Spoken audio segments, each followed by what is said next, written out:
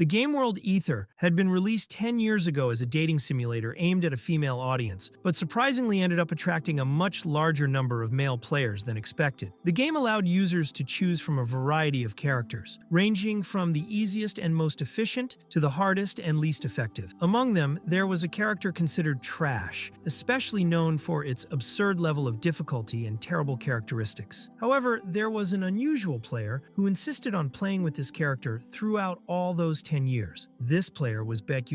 On another ordinary day of gameplay, he decided to check the game forums, wondering if there was any new update or relevant post. There, he saw people talking about a certain dark demon dragon, along with rumors that some characters had been deleted. Beck wondered if it made any sense for a dating simulator to have a final boss, since he always imagined the game ended when you won over one of the characters. Then, one of the most famous hackers said the same thing, claiming there was no way to defeat this boss. Beck found it absurd that there was a monster who nullified magic in a world where everything revolved around magic, and he thought it might be a bug. Continuing to read, he realized that not only the boss was strange, but several characters were also disappearing. He then came across the dark demon dragon, known as the 13th moon of the Black Knight. It was explained that in the world of Aether, there was an organization similar to a cult called the Dark Demon Humans. Their goal was to help another world called Persona Gate invade and conquer Aether. When they finally achieved this goal, the dragon appeared. Beck realized that 90% of the continent had already been taken by Persona Gate. Until then, he had never cared much about the game's story because he only played PvP, but now everything was turning into a mess. He knew he could not avoid confronting that dragon, so he decided to give it a chance. As soon as he entered the game, he went straight to the fight against the Dark Demon Dragon, ready to show the skills he had improved over those 10 years. His character was the only one in the entire game who could not use magic, even though all other characters were based on various magics.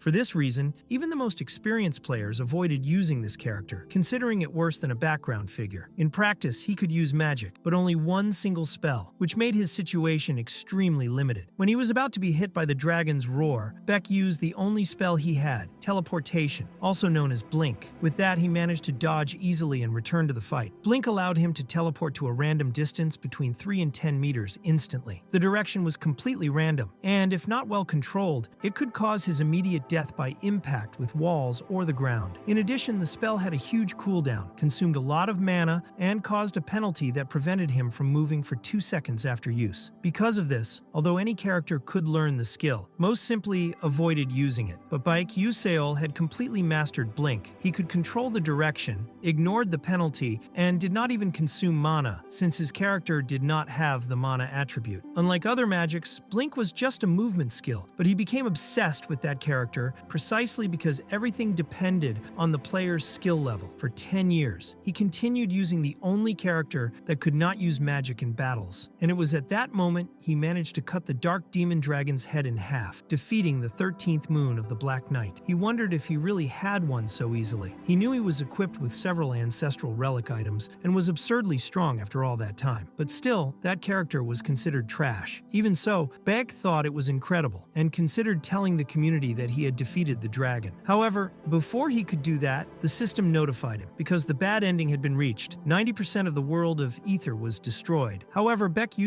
was the player who got closest to the true ending. He asked for someone to come to him quickly, and the next second he was transported inside the game. When he woke up, he was lying on an old cold floor, trying to understand what was happening and where exactly he had ended up. Looking around, he saw a mirror, and when looking at himself, realized he no longer had his real-life appearance. He was in the body of a game character. Then the system appeared before him, informing him that this was episode 1, called Escape from the Pursuit. This was Aisselle's prologue mission before entering Estella Academy. He could hardly believe what he was seeing, but when he put his hand in his pocket, he found the entrance certificate to the academy. No matter how unbelievable it was, he was inside the world of Aether, and moreover, in Aisselle's body. He tried to think rationally about the situation, remembering the voice that told him to reach the true ending. But, as far as he knew, the game did not have a true ending, only multiple alternate endings. Perhaps in those 10 years, no one had ever reached that definitive ending. However, this was not the time to reflect on that. If his memory was not failing him, right after Aisselle's awakening, several mercenaries began to pursue him, and indeed, they were there. The mercenaries had found the cabin and were about to invade it. Beck was inside and knew there was a limit to how much he could try to hide, and he also knew he had no chance if he tried to fight directly. It was at that moment the system informed him that he could use his blink skill. With his body affected by mana leakage syndrome, Beck Aiselle, unable to accumulate mana like the others, had only one hope, the skill he had trained all his life. Back in the present, Blink was classified as level 0 with a maximum distance of 9 meters, one charge at a time, and a cooldown of 3 seconds. Beck Aiselle wondered if he could use Blink there. In the game, he did it with keyboard and mouse, but now everything depended on his own body. The heavy footsteps of the mercenaries were getting closer, and he realized time was running out. The only thing he could do was try. The mercenaries found Beck fleeing the cabin and chased him through the forest. This was the first part of the game tutorial, where the player needed to escape the pursuers using Blink. The enemies wore magic boots that made them much faster, and the only chance to escape was by using the skill precisely. However, he had never used Blink in real life. Until then, it was just a game, but Beck believed his reaction time was recorded in his muscle memory. With the mercenaries getting closer and ready to kill him, he remembered that the biggest disadvantage of Blink was that if the user didn't control the distance, they could collide with objects and die instantly. Still, he was Beck Aiselle. He knew what he was doing. He was different, and he managed it. He dodged the first sword strike that almost hit him. The mercenaries wondered if that had been a teleport, if the boy was a mage, but the leader ordered them not to hesitate. He knew that after using Blink, the user was paralyzed for 2 seconds. However, this did not happen. Beck was moving normally, with the same incredible agility he showed in the game. He understood that he would have to calculate everything precisely, taking advantage of the uneven terrain. Ordinary players couldn't master Blink at this initial stage, and that was why they didn't advance to the next episode. This was the greatest difficulty of the character. About 99% of players who tried to use Beck Aiselle couldn't get past the tutorial, and the 1% who passed got stuck at the barrier of controlling teleport distance. But he was different. He knew. He used Blink again to put even more distance between him and the mercenaries. The leader shouted that the boy was insane and ordered the magic users to chase him from a distance, casting spells against him. Beck realized this was the second part of the tutorial, where he had to use Blink to dodge magical spells fired at him. In the game, he could see everything from a third-person perspective, making dodging easier. Now he was in first person, but the system notified him that due to mana leakage syndrome, he had acquired 2 new abilities, Sixth Sense and Cognitive Acceleration. With these new skills, he began to perceive where the attacks were coming from and managed to dodge all of them with Blink, until only one last magic arrow remained. He masterfully dodged it, and the explosion caused by the impact didn't even come close to touching him. He continued until the third and final part of the tutorial, which consisted of crossing a canyon using only Blink. The only way to cross successfully was by perfectly controlling the skill's distance. During the route, he even encountered some passing mages and managed to escape from them. This was the end of the tutorial, but to pass this part, it was necessary to cancel Blink exactly 0.1 seconds before the skill ended. If he missed once, he would die. There were about 20 floating stones between him and the other side, and keeping the timing was almost impossible. Beck Aiselle wondered what kind of insane maniac had created that tutorial. He concluded it was possible, but extremely difficult. The biggest problem, however, was the mercenaries rapidly approaching. They were only 100 meters away. Since Blink had a cooldown of 3 seconds, it wouldn't be enough to cross everything at once. The most likely way to survive was to kill them all. At the edge of the cliff where the canyon began, he hid from the mercenaries. Until that moment, he still couldn't believe all this was real. It was madness. How could he even imagine he would be able to do something like that when he had never been in a real fight? But Beck thought that if this was just a game, the system would prevent him from attacking the pursuers. But now it was reality. There were no rules forcing him to follow the game's system. The thought of killing someone didn't shake him. It wasn't because those men were enemies of his parents in the game's story. It was simply because he believed he could win. Then he stood up, wielding only a knife, facing all the mercenaries. The leader shouted to capture that bastard immediately. The soldiers rushed at him with spears and swords, thinking that arrogant boy wouldn't last long. But Beck calculated the distance and used Blink, stabbing the knife right into one mercenary's chest, who spat blood and died. The blood dripping between his fingers didn't cause any guilt in him. He knew he was only killing to survive. After cutting the throat of another mercenary, he kicked him toward his companions and fled. He was using the terrain to his advantage, but he knew the next attack wouldn't be so easy because now they were alert. He realized the environment was too quiet, which meant they were preparing spells to attack him. He knew he would have to use Blink to escape, but the surrounding terrain was terrible. When fireballs started flying toward him, he barely managed to react. He thought for a moment why that spell was so useless, but he found a single branch hanging from the cliff that could serve as a safe teleport point. Using Blink, he dodged the explosion and reached the branch just in time. The leader mocked him, saying it was well-deserved for someone so arrogant. However, he noticed Beck was no longer where he should be. In an instant, Beck appeared above the leader with a knife strike. He knew one peculiar feature of Blink was that the user maintained the same momentum and rhythm from before the spell. Taking advantage of this impulse, he killed the blonde with precision and immediately stabbed another mercenary with the blade. Aiselle was exhausted, bloodied, and panting, but saw there were only 2 opponents left. He needed to finish this before the other 2, who had stayed behind, caught up to him. The leader commented that the kid was very strange, with reaction speed absurd even for a mage, and asked exactly what he was. Beck thought his speed and reflexes were indeed superior even to professional players, but that was only inside the game. He realized he couldn't keep just dodging. He needed to end this. One of the mercenaries drew his sword, saying he had already understood the boy's fighting style. All he used was teleportation and a dagger. The man thought it was enough to protect his neck, and nothing would happen. He expected the boy to rush in full force, so he cast an ice wave, but Beck used Blink again. The wave went straight at him, and the mercenary believed there was nowhere left to run. However, Beck's attack had already been executed, not against him, but against his ally. The mercenary complained that until then the boy had only fled like a rat, never really fighting. But Aiselle thought in his mind that even a rat, when cornered, fights back. The mercenary said they had only held back because they thought he was just a brat, but now they were ready to kill him. But Aiselle was not afraid. He threw the spear with precision and hit the mercenary. He knew using Blink forward was too risky, and the enemy understood that spear was just a distraction to force him to protect his sides, believing the real attack would come from the flank. However, the blow came right from the front. It was a mental game carefully calculated by Beck, who took advantage of the opening to stab the dagger into the enemy's chest. With that, he finally completed the first episode, escaping the pursuers. The system informed him he gained experience for this, and the Constellation Project promised additional rewards for developing a unique story. Beck was panting, trembling, and barely able to read the system messages. He dropped the dagger weakly, and looking at the bodies before him, realized this was not a dream. He had used his first Blink, fought his first battle, and killed for the first time. He had taken a life to survive, and as hard as it was to accept, the guilt would not fall on him. He took a deep breath, got up, and prepared to leave that place. Before leaving, he looked at one of the bodies. Even with the bitter taste in his mouth and the weight on his conscience, he knew he needed to be realistic. He decided to steal the mercenaries' money, finding about 2 million yans, which was a good amount. He thought his biggest problem now was crossing the canyon by jumping on the floating stones. On the other side were the passing mages, the same ones who would help him at the end of the tutorial. They called for him, and Beck replied that he was there, even though there was no bridge. He said he would find a way to cross. The mage at the front commented that they would help the poor guy since he seemed determined, but another said it would take at least a third-class knight to achieve that. It was really difficult for a child. However, they were surprised by what they saw. Aiselle was using Blink to jump from stone to stone, getting closer and closer. It was impressive to see him teleporting between the floating blocks with precision. The caravan's mage commented that it really was Blink, a teleportation spell. Another asked if it was really the spell, since, theoretically, neither direction nor distance could be controlled. That boy was doing something completely impossible. Meanwhile, 2 individuals approached, and one cast a fire spell directly at Beck. One of the mages on the other side warned him in time, and he barely dodged with Blink. He realized they were the same mercenaries from before who had managed to catch up to him. He knew the wait time between teleports was 3 seconds, and that he couldn't dodge all spells non-stop, especially while continuing to advance to the next stone. He was almost hit by dark magic. His face was almost cut, only his hair was partially burned, but the stone he was on cracked, leaving him nowhere to stand. With all the floating stones too far away, he had nowhere to go. Still, he used Blink hoping to reach one of them. At the last moment, with great pain, he managed to grab a stone. Even surviving, he was already the target of another fire spell. He thought that would be his death, but unexpectedly a shield of water protected him. He didn't know where the magic had come from, but soon realized there was more than just water. There was also electric magic. He wondered if anyone had 2 attributes in that tutorial, and realized the caster had precisely calculated the trajectory without wasting mana. When he looked to the other side, he saw who had done it. It was the hooded mage. After that, the mercenaries fled. Aiselle had survived, though barely. Later, he managed to cross the canyon and reunited with the mages. He thanked them for saving him, especially the long-haired, hooded girl. She replied that she did it without expecting gratitude and told him not to worry. Beck thought her voice was beautiful, but understood it would be hard to get close. Shifting his thoughts, he remembered that, although those mercenaries were known as bandits who raided villages, many of their activities were linked to the dark demon demon cult. Still, he thought this would end there. By escaping over the cliff and entering the territory of the mages, the demon humans could no longer pursue him. Besides, they did not even know who he really was. Then, another system window appeared before him. The second episode had started, titled Enrolling in the Estella Academy. Beck was surprised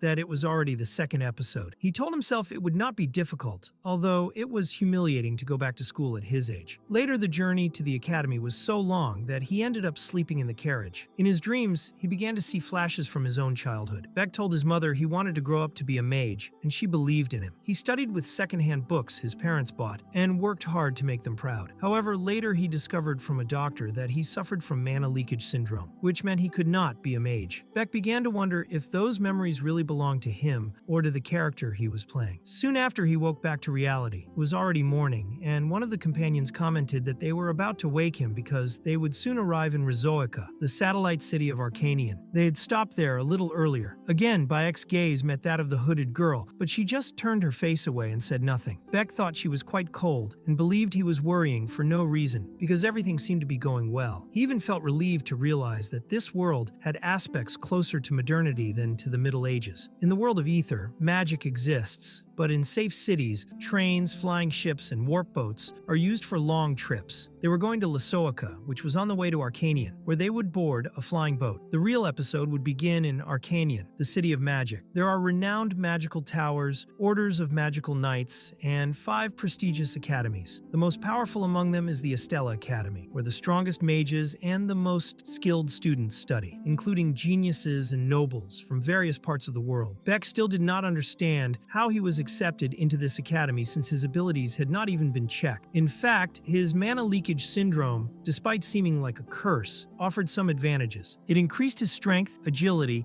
and sensitivity, and granted a 6th sense. This 6th sense consumed the user's mental power to detect mana within a 12-meter radius, activated detection acceleration, and turned on automatically when danger was perceived. Beck thought that without this, he would already be dead. It was explained that mana leakage syndrome is a permanent curse that prevents the accumulation of mana inside the body, both for Bayek and for Soul. But this also allowed him to detect mana around him with his 6th sense. This made him notice any attack even without looking directly, and the detection acceleration made him see everything as if it were in slow motion. It was an essential ability for Bayek, who could not use mana, but it consumed a lot of mental power and caused severe side effects. Beck's current stats were Strength 1 star at 59%, Agility 81%, Endurance 0 stars at 97%, Sensitivity 1 star at 97%, Vigor 51%, and Mental Power 43%. The remaining XP was 10, his Blink ability was at level 0, and the Leakage Syndrome was at level 1. He thought this was not bad for someone just starting. Originally, the character Bol had very low sensitivity, but it seemed this trait was partially transferred to Bayek in the world of Aether. In this world, stats have stars and skills are divided by levels. The maximum level of a stat is 9 stars, something practically impossible to reach. Beck had played this game for more than 10 years, and the highest he had reached was 8 stars in Vigor and Sensitivity. He decided he should invest in Sensitivity to improve his 6th sense and reaction speed. Meanwhile, Vigor and Agility could be improved in other ways. The problem now was the mana leakage syndrome. If he could not deal with it, he would not live long. The only way to strengthen this ability was connected to the secrets of nature and the content taught at Estella Academy, so he had no choice but to go there. He was not very excited about this, but he knew it would be necessary. Soon he noticed there were system notifications he had not read yet, but since the journey continued, he left them to see later. Meanwhile, the hooded mage discreetly watched him. Already inside the flying ship heading to Arcanium, the nobles on board began to look at Bayek, commenting that he looked like a lost child or a peasant. They approached and said they did not understand how the Estella Academy,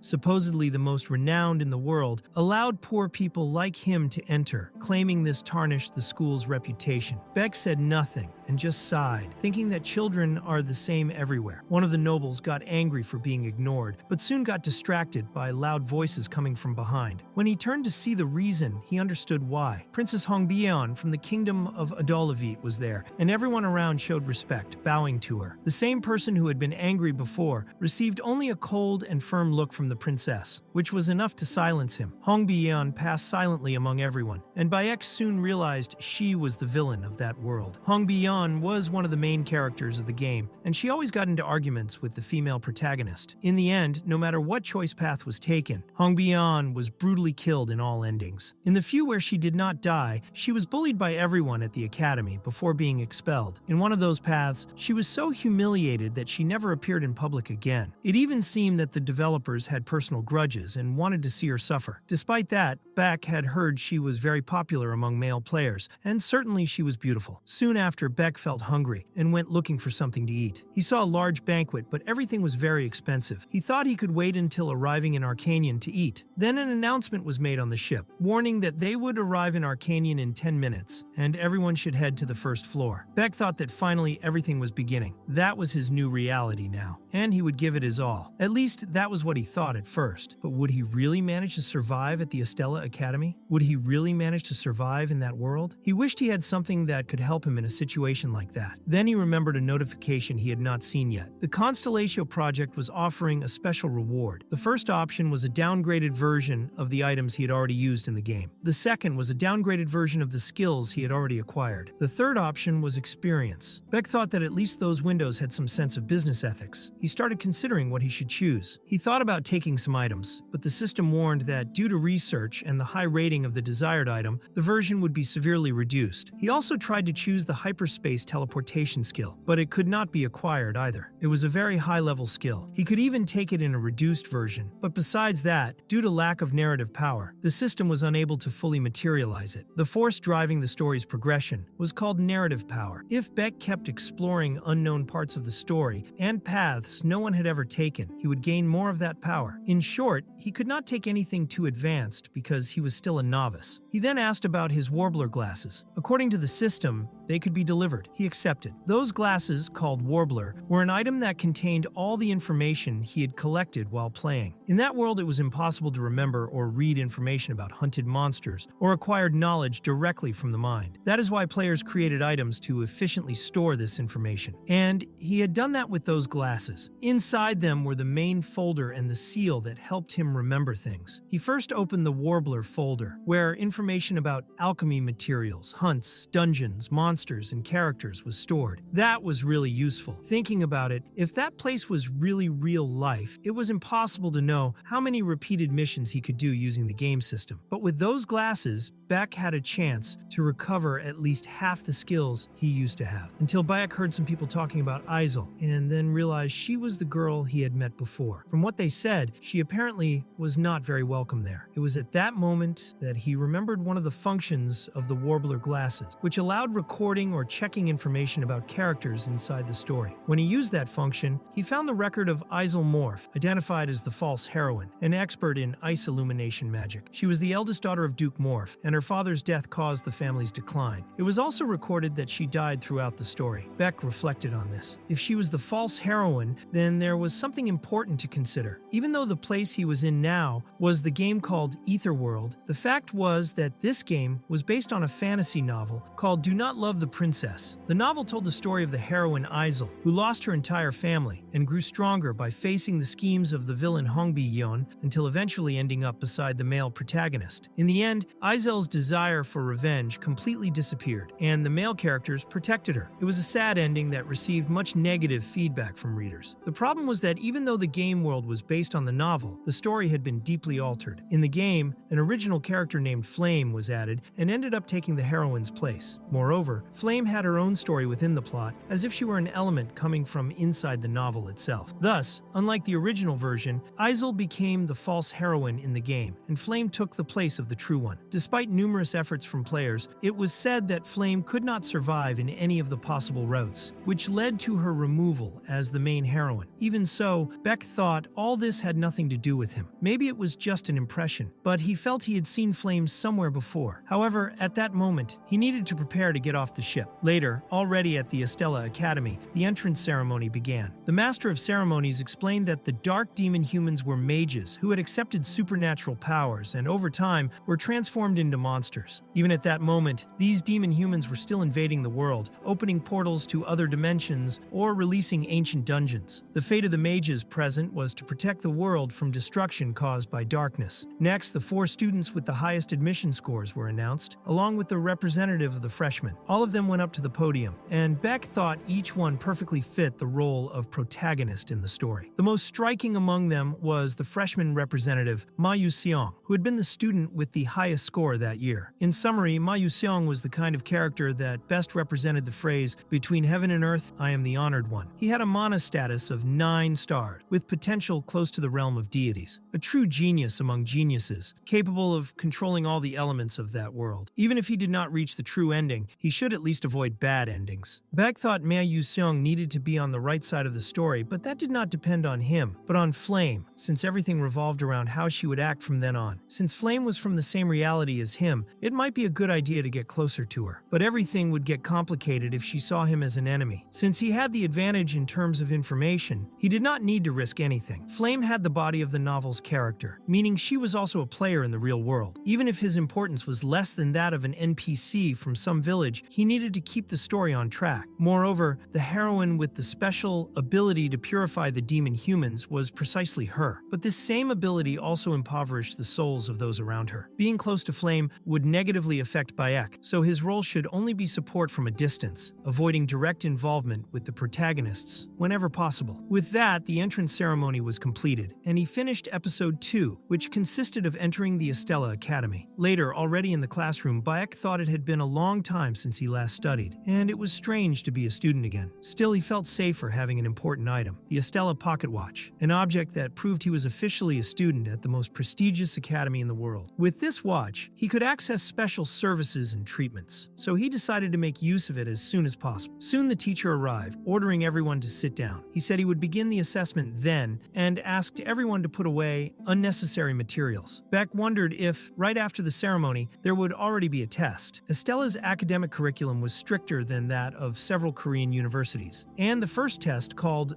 the Class Organization Assessment, took place on the first day. It served to determine which class each student would be placed in. Beck thought he had no idea what was written on that test, because he was not Korean. It was explained that this assessment was unrelated to the university entrance exam, which was known for its extreme difficulty. The final ranking divided students between classes F to S based on their scores. Naturally, most main characters ended up in class S. On the other hand, Beck Aiselle, who had entered last among 1,141 students, would certainly be in class F. Then he saw Ma Yu-seong, who looked bored. Beck thought that guy was on another level, had already finished the assessment, and maybe that was why he found everything so boring. If he had to summarize Ma Yu-seong's nature in one word, it would be boredom. He was born into the most powerful family in the world, was the most intelligent and talented person of the current generation, and everything was too easy for him. For this reason, the behavior of the female protagonist of the game was a crucial factor, since Ma Yu-seong's predisposition for good or evil depended directly on her. The demon humans, whose main goal was to bring ruin to humanity, were very interested in Ma Yu-seong's power. But Beck thought that looking at geniuses like him only made him feel worse. He wondered if he could use the warbler glasses at that moment to try to understand the language of the test. Then the teacher approached and noticed the glasses, asking what kind of accessory that was. He said any student wearing glasses should have notified before, and took the item for analysis. Beck thought that if the teacher discovered the glasses were not normal, he would be expelled. The system appeared and asked if he wanted to summon the missing part of the warbler accessory, but he said no, asking for silence. The teacher analyzed the glasses and felt nothing strange, only warning that next time he should inform beforehand. With that, Beck discreetly used the glasses, managing not only to understand the language, but also to see the test answers. He thought that at this rate, he might even come in first place and escape Class F. However, at the moment he was answering the questions, the test was pulled from his hand by magic. He only managed to answer 3 questions. When the teacher looked at the papers, he was completely shocked. Beck thought he would finally escape Class F, but it seemed that was too much for him. The teacher then demanded that Beck hand over the glasses immediately. Re-examining the item, he said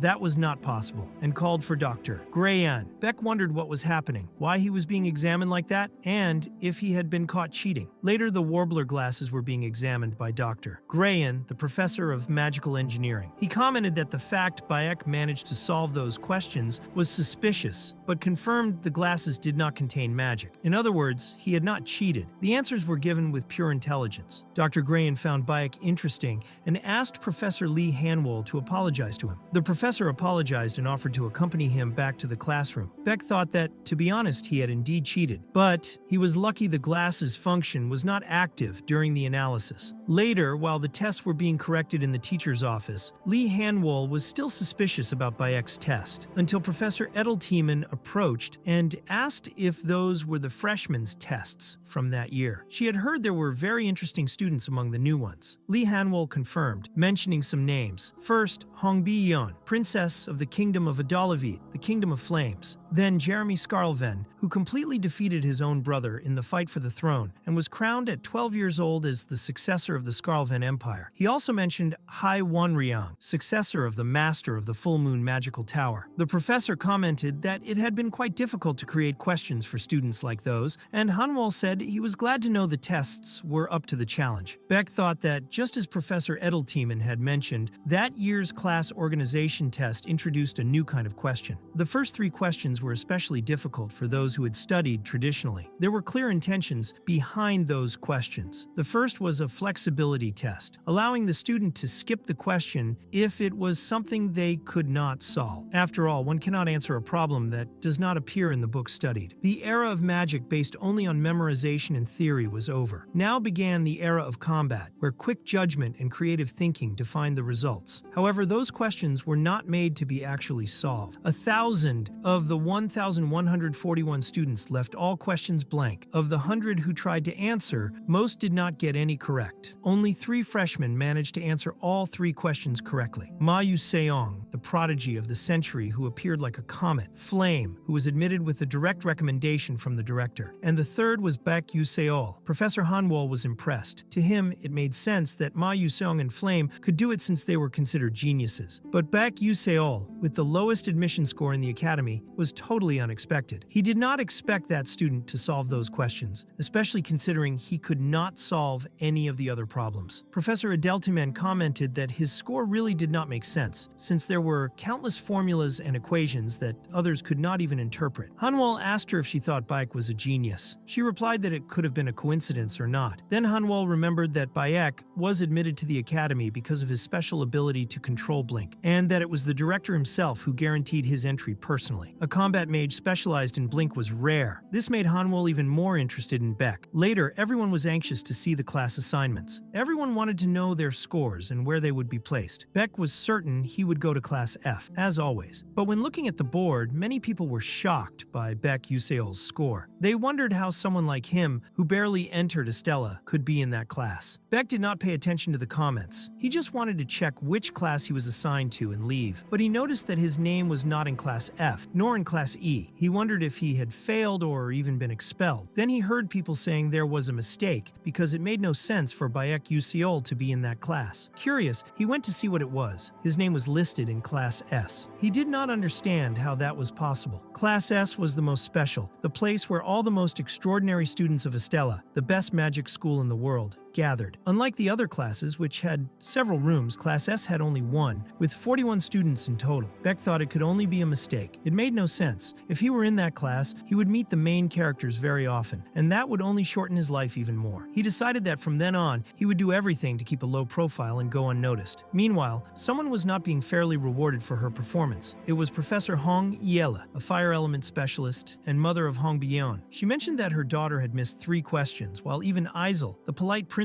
of the Morph House, who was already bankrupt, managed to get at least 2 right. She asked how her own daughter had failed to solve what even insects managed, implying that Hong Byeon was worse than 1. Hong Byeon simply agreed in silence. Her mother told her to listen carefully because she could not become someone like her, a person who had been persecuted, expelled from her kingdom, and was now trapped in that miserable position as a teacher. She said Hong Byeon could not become the shame of the kingdom, as she was a far better existence than her sister, and asked if she understood what that meant. Hong Byeon answered yes, but deep down, she did not understand. She just lived the way she was taught, solving everything the way she was shown. When faced with problems involving magic she had never learned, spells she had never studied, formulas she did not know, know. She could only think of one thing. Why was her mother tormenting her so much? Later, in the Class S room, Beck thought he was completely screwed. Of course, he was assigned exactly to the one place he should not be, an environment full of antisocial weirdos. People still whispered about him, not understanding how someone like Bayek had been placed in the rank S class. And among the antisocials, he seemed to be the most excluded of all. Bayek thought that, to be honest, he would also be annoyed if he had studied his whole life, and suddenly a guy like him passed ahead. Each student's rank changed based on performance, so it was possible to go from Class S to F or the opposite, depending on the results in each test. Beck remembered that soon a student from Class A would move up to S. Still, it was amazing to think he was there. Those characters, whom he had only known before from the game, were now right in front of him. In a few years, most students in that class would become famous worldwide, and about 5 of them would have the chance to betray the magical world, Ma Yuxiang being one of them. If Flame could prevent that, it would be the best possible scenario. Then Professor Lee Hanwol arrived and told everyone to sit down. Many knew him because he was quite famous. His reputation came from the number of dark demonic humans he had hunted, as well as being a 7th class magic warrior. He explained that this academy trained combat mages, and that the students would undergo rigorous education during the 3 years of high school. He did not expect everyone to endure it, but wanted them to show their best during that time. He asked if anyone had questions, but no one answered, so he started the class. Hong Bion arrived late, with a slap mark on her face left by her own mother. Beck noticed and thought something must have happened. He decided to check with his warbler glasses. The information showed Hong Bion, a Dolavite, villain, fire mage, occasionally burns herself, only drinks espresso, guaranteed death, very cruel mother. Beck became worried. If Aiselle died because of Flame and Hong Bion was also involved, both would share the same tragic fate. It was the inevitable fate of a villain. He wished he could save her, but was not in a position to do so. He could only watch from a distance. Then Hong Bion approached and sat next to him. That made Beck extremely nervous. He could not understand why the story was twisting so much right from the start. Lee Hanwol then announced that before starting the class, they would participate in the staff succession ceremony, an important moment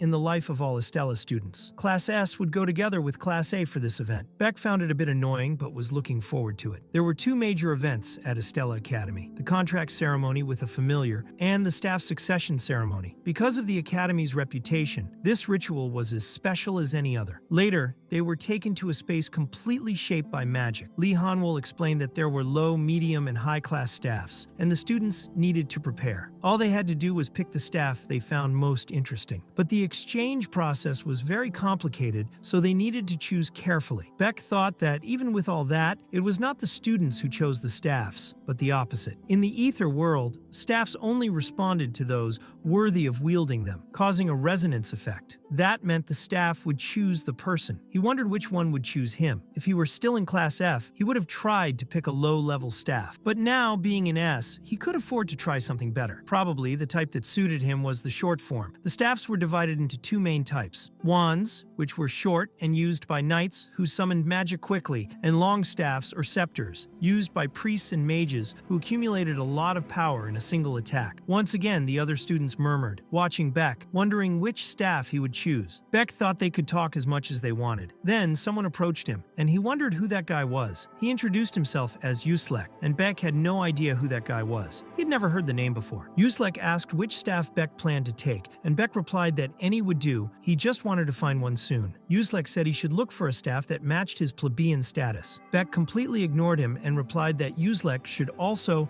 avoid causing trouble for the professor. Yuslek got angry, called Bayek a bastard, and asked if he wanted to fight. Beck thought that guy was really annoying, so he put on his warbler glasses to check the information. The window displayed Yuslek Chekovilen, son of Marquise Chekovilen, 3rd class subordinate of Prince Jeremy. Due to lack of relevant data, Bayek concluded he was just a completely useless NPC. Yuslek pointed to a staff and said he would take that one, telling Bayek to get out of the way. That was when Bayek realized it was the famous Edmori Etemiri, the most powerful staff among the upper mid-class ones. A staff of this type was usually used by professional magic warriors. On the other hand, no matter how talented someone was, the lower mid-class staffs should be the limit for students, since even professionals barely managed to wield the upper mid-class staffs. Besides that, there was another upper mid-class staff there, which was not available for selection, only for demonstration. Lee Hanwol explained that if they had already chosen, The students should position themselves in front of the desired staff. Everyone went to their positions. Naturally, people were impressed by the main character's choices since they were exactly the story's protagonists. Uzlek became furious and wanted to prove his worth by going to the Edmori, determined to show what a true genius looked like. But when he tried to grab the staff, he was hit by a ricochet of magical energy. Beck thought that, as expected, he had failed and was thrown to the ground by the power of the staff. People shouted to call someone from the infirmary. Beck concluded it was better if everyone gave up trying to get an upper mid-class staff. Then Ma Yusong approached. He walked as if that staff was already his. Even so, students commented that maybe not even he could wield the Edmori, since it was something too advanced. However, when Ma Yusong put his hand on the staff, the magic shone, resonating with him. Yes, he was able to wield the Edmori. Everyone was shocked. A freshman had managed to get an upper mid-rank staff. For Bayek, that was no surprise. Now many people would know how talented Ma Yusong was. But suddenly, Ma Yusong looked at Bayek and gave a small smile. Bayek was confused, wondering what that meant, but soon decided it didn't matter. Flame would also approach an upper mid-rank staff called Terriphon. That was where the roots split. If Flame managed to take the Terriphon, Ma Yusong would become interested in her because of her genius, starting Ma Yusong's route. But if she chose any other staff, a completely different route would begin. Beck knew he had to make Flame bring Ma Yusong to the side of good. It was essential for the story's direction. Soon he saw her approaching the Terriphon, a small wand. Beck wondered if she would really take it, but he thought she was coming toward him. Yet, she actually walked past, completely ignoring the Terriphon. Flame seemed to be looking for another staff. Beck wondered if she didn't know what she was doing, but she should know. She was a player, was in an isekai too, and should have all the information from the original book. That was bad. Flame could connect with any staff because she was the female protagonist, but if she chose a strange staff, it would affect several good story routes. Beck felt he had to act. He had to bring the Terriphon to her. He used Blink, teleporting right behind Flame, which startled her. He said he was curious about which staff she would choose because he wanted to help her, as she seemed a little lost. Flame replied coldly, telling him to mind his own business, and turned her back. Beck found that strange. Flame should be kind to anyone, but for some reason, she was being cold and antisocial. Still, he wouldn't give up. His survival depended on it. He said he only wanted to help choose a staff, nothing more. He thought there was a perfect staff for her there. Flame asked what he knew about staffs to speak with such confidence. Beck wondered if he had done something wrong, or if she simply didn't care about side characters. He tried to insist and asked what she thought of the Terriphon, saying it might be very interesting for her. The moment he reached out to point at the staff, he heard a strange sound, something shone in his direction. When he realized it, he was holding the Terriphon itself. The staff had resonated with him. Beck froze. He wondered why that had happened. That damn thing should have been in Flame's hands, not his. When he looked to the side, he saw that Flame didn't look happy at all. She asked what was happening. He just said it was nothing. Later, Flame, walking among the students after the ceremony, heard several murmurs. People were saying that year, 2 freshmen had managed to resonate with upper mid-class staffs. That was impressive, since historically, only 5 people had achieved such a feat. Another student commented that, surprisingly, one of the 2 had only used Blink in the Magic Manifestation exam, a basic spell. That left Flame thoughtful. Hours later, already in the self-study hall, she was finally in silence. She thought that, wherever she went, people only talked about the same thing. The news that 2 new students had taken upper mid-class staffs spread very quickly. Still,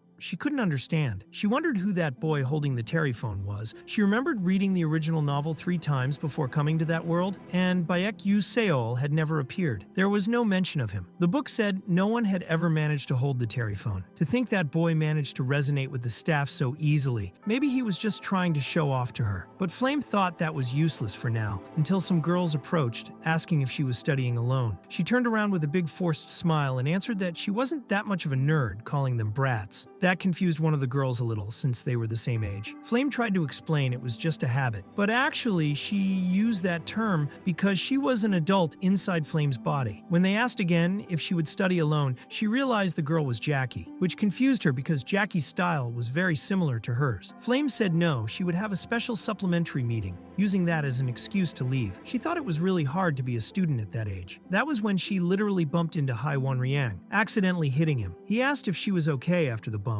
but soon noticed her expression wasn't good and wanted to know if something had happened. Flame said it was nothing in particular, but thought maybe that boy was really worried about her. She said she was just going to the Class S training hall. Wanriang commented that you can't be lazy with training, and Flame found him unnecessarily blunt. It seemed like he was trying to take care of her. He even put his hand on her shoulder, before saying they would see each other later. Still, Flame thought he was kind of cold. Turning the corridor, she noticed Jackie watching her in an extremely creepy way. When Jackie realized she was noticed, she ran away. But Flame decided not to think about that now. Later, she attended the so-called supplementary meeting. According to the new original story, Aiselle and Hongbi-yeon would also participate in this meeting. It would be important to watch the female protagonist and the villain of a romantic fantasy face off. As Flame approached, she saw that all the main characters were there. Ma Yu-seong seemed to be hitting on Beck or something like that. She noticed the host was Kyle from Class A, and he looked a little surprised by the presence of so many people. That meeting was for students to improve their grades, and seeing famous students from Class S participate was understandably intimidating for poor Kyle. Even Ma Yu-seong himself was there, which surprised Flame. He was considered the male protagonist of that world and seemed interested in Beck Yu-seol, perhaps too much. Flame thought that must be a coincidence, but then she remembered Beck hadn't solved anything besides the 3 hellish questions. She considered that maybe he knew the answers from the start just to get into Class S. She thought that if that was true, if he had been pretending all along, then he was an extremely dangerous boy. Meanwhile, Beck just wanted someone to keep Ma Yu-seong away from him. Ma Yu-seong asked why he had come to that meeting since he didn't need to be there. Beck replied he had no special reason. They just told him he had to attend because his grades were bad. He wondered why Ma Yu-seong was so interested in him, maybe because of the Terriphon, and that might have caught his attention. The host, Kyle, asked everyone to stop chatting. He said they would review the test problems. This classification test had extremely difficult questions nicknamed the 3 hellish questions, and Kyle himself had prepared to solve them. He was nervous since there were many important students there, but he thought this was his chance. That was because he knew that among everyone, Beck Yu-seol had the lowest score, and he wanted to prove he was better than him. Kyle began by saying the first problem was a trick designed to mislead, but while he spoke, Ma Yu-seong wasn't paying attention, only staring fixedly at Beck. Yu-seong asked what Beck thought, if he was right. Beck found that behavior strange, but decided to be honest. He said he wasn't sure if the answer was right or not. People around wondered if Beck Yu-seol was saying Kyle was wrong, and that made Kyle extremely irritated. Beck realized he had spoken too loudly, which made Kyle even break his chalk in anger. Kyle asked if he was doing it wrong and challenged Beck, saying if he was so good, why didn't he come down and solve it himself? Beck just wanted to stay quiet, but ended up provoking that confusion. Ma Yu-seong was encouraging the fight, and Beck thought that damn guy had done it on purpose. Still, he decided to end it quickly since now everyone was watching him. He thought those were the 3 hellish questions and put on his warbler glasses to start solving. The first question was a trap. The prompt said a mage cast the spell saying, "Dear Earth, shed tears." Beck analyzed that if the Earth cries, it indicates a state of decomposition. It was ridiculous logic, but made sense within the test. He noticed that Kyle, who was standing there provoking him, had solved the problem like a math equation, talking about cracked soil or something like that. The method was completely wrong, but he had gotten it right by luck. If there was another similar problem, Kyle would probably fail. Kyle tried to justify himself, saying he couldn't show the correct method, but could point out where he had gone wrong. He explained that if the problem had mentioned water or wind instead of earth, his method wouldn't work, which showed the fragility of the logic he used. Beck stated the correct answer was just luck, not because the test creator wanted him to get it right. Kyle ended up admitting Beck was right. Beck realized he had destroyed his confidence very easily. After that, the atmosphere became lighter, and the students began to talk. Flame was shocked, wondering how that was possible. Even the other students were taking notes on everything Beck said, including Aiselle and Hongbi-yeon, who should have been fighting each other, but were distracted by the problem solved by him. Flame thought that wasn't right. After class, Ma Yu-seong waved goodbye to Beck, with a somewhat effeminate wave. Beck thought that if he started getting involved with Ma Yu-seong, everything would go wrong. He believed that interest had started because of the Terriphon, even though he still couldn't use it. That probably caught Ma Yu-seong's attention since, in the original story, he didn't show interest in anyone but Flame. On the way, Beck met Hongbi-yeon and thought she might be waiting for someone, but he believed it was none of his business. Even so, she was there exactly waiting for him. Hongbi-yeon had something to ask, which left Beck a little shocked. She wanted to know why he had not explained the solution earlier. Beck thought he could not explain because it was impossible to logically justify a meaningless test. He imagined that she might have misunderstood. Hongbi-yeon interpreted that he just did not want to reveal the method, so she said she would compensate him fairly because she thought he should have shared what he thought. Beck was confused by that. Later, in a study room or library, Beck was analyzing the tests. He commented that he really did not understand why they were paying him to explain the 3 questions from the classification exam. Hongbion replied that she had her reasons and just asked him to explain. Beck teased her by saying she only got those 3 questions wrong and asked if she was not ashamed to ask for help from someone who got all the others wrong. Hongbion replied that she was not at all. She said the only shame was not having discovered the solution to those 3 questions. She was willing to do anything in exchange for the answers. Beck asked why she was asking for help precisely from him, since other students had also answered those questions correctly, and being a princess, she should have many friends. Hongbion explained that among the 1,141 freshmen, only 3 people got the 3 hell questions right, including Beck. She knew those questions had been created to have no answer, but Ma Yusong, Flame, and Bayek had managed to solve them. Now she was in a complicated situation for not having succeeded. Bayek asked if those questions were really traps with no answer, and Hongbion wanted to know if he had not realized that at the time. Beck thought it was all crazy, but now understood why he was in Class S, and also why Flame had been rude to him. He did not know all the details of the world building or about these special questions, but Flame was different. She had read the entire novel, and even though she had not played the game, she had a clear vision of that universe, including the answers. But now, a minor character like him, who was not even part of the original story, had messed up her plans. That was why she had no choice but to acknowledge the existence of Baek Yuseol. Baek thought all of that had been a mess. Hongbion asked if he was okay, and Baek replied that she did not need to worry, that it was just a thought. Then he asked if she would really reward him if he helped with the question. He said he had a simple request. He wanted his staff to be transformed into a magic sword. The blacksmiths in her kingdom should be able to do that easily. But